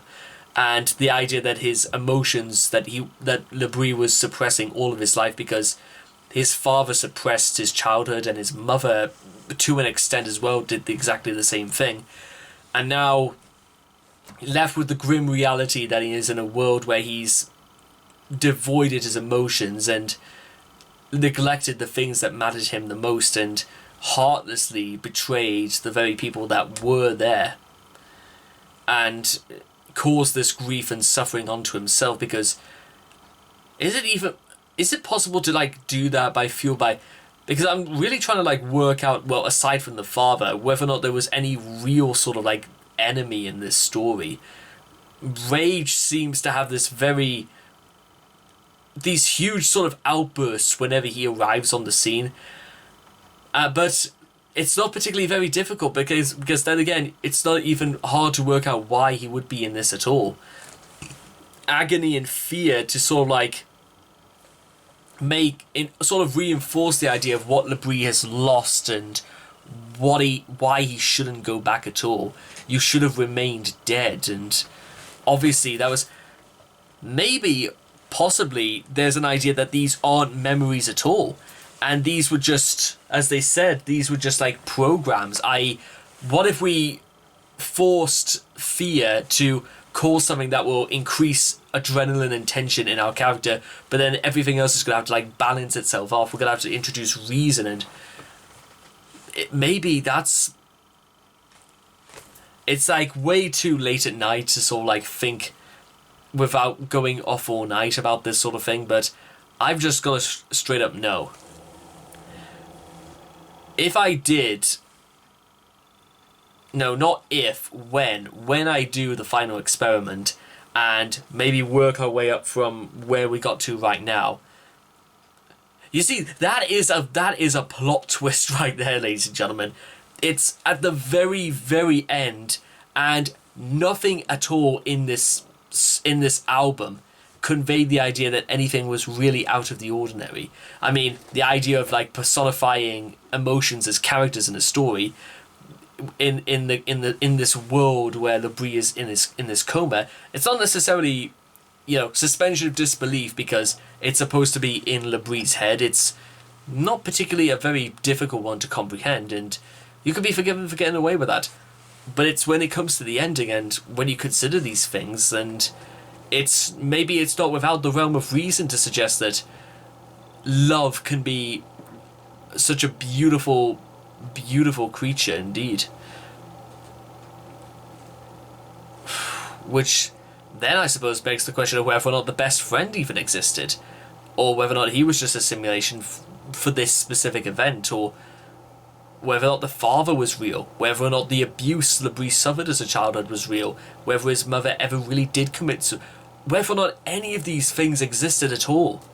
or whether or not they were just programs and they were just brought in just because they could, and they realized that through everything they saw, they couldn't allow this to happen because for whatever reason. That's why I think I'll have to like go back and just see why they would want to pull the plug on something like this, because that's just it feels like a devastating sort of ending, a very tragic ending in many ways, but at least we could sort of like die with the knowledge that Lebrie's final words in the song is, "I'm alive, I won't look back." He's died being the most alive, ironically, he's ever been in his life. And he's reached nirvana in this fact. He's reached the very end of his life. Now he's probably entering the next world alive. I wonder if he really did, though. What do you guys reckon? And anyway, there we have it. That was Ayreon's The Human Equation. We tried to balance everything out, but it didn't quite all come together at the end, and it almost leaves me with more questions than I had going into this. But oh my goodness, it was worth it, 100%. So, I thank all of you guys for joining me with me on this journey. Please make sure to leave your thoughts and comments in the comment section down below. Let me know what you guys thought of Ayreon's The Human Equation, days 18, 19, 20, the whole album in its entirety. Please make sure to also like and subscribe to get daily notifications when my videos come out. I can already hear a lot of people just, they want me to do the final experiment almost immediately. And I hope to see all of you guys again in the next video. Take care. Bye-bye for now.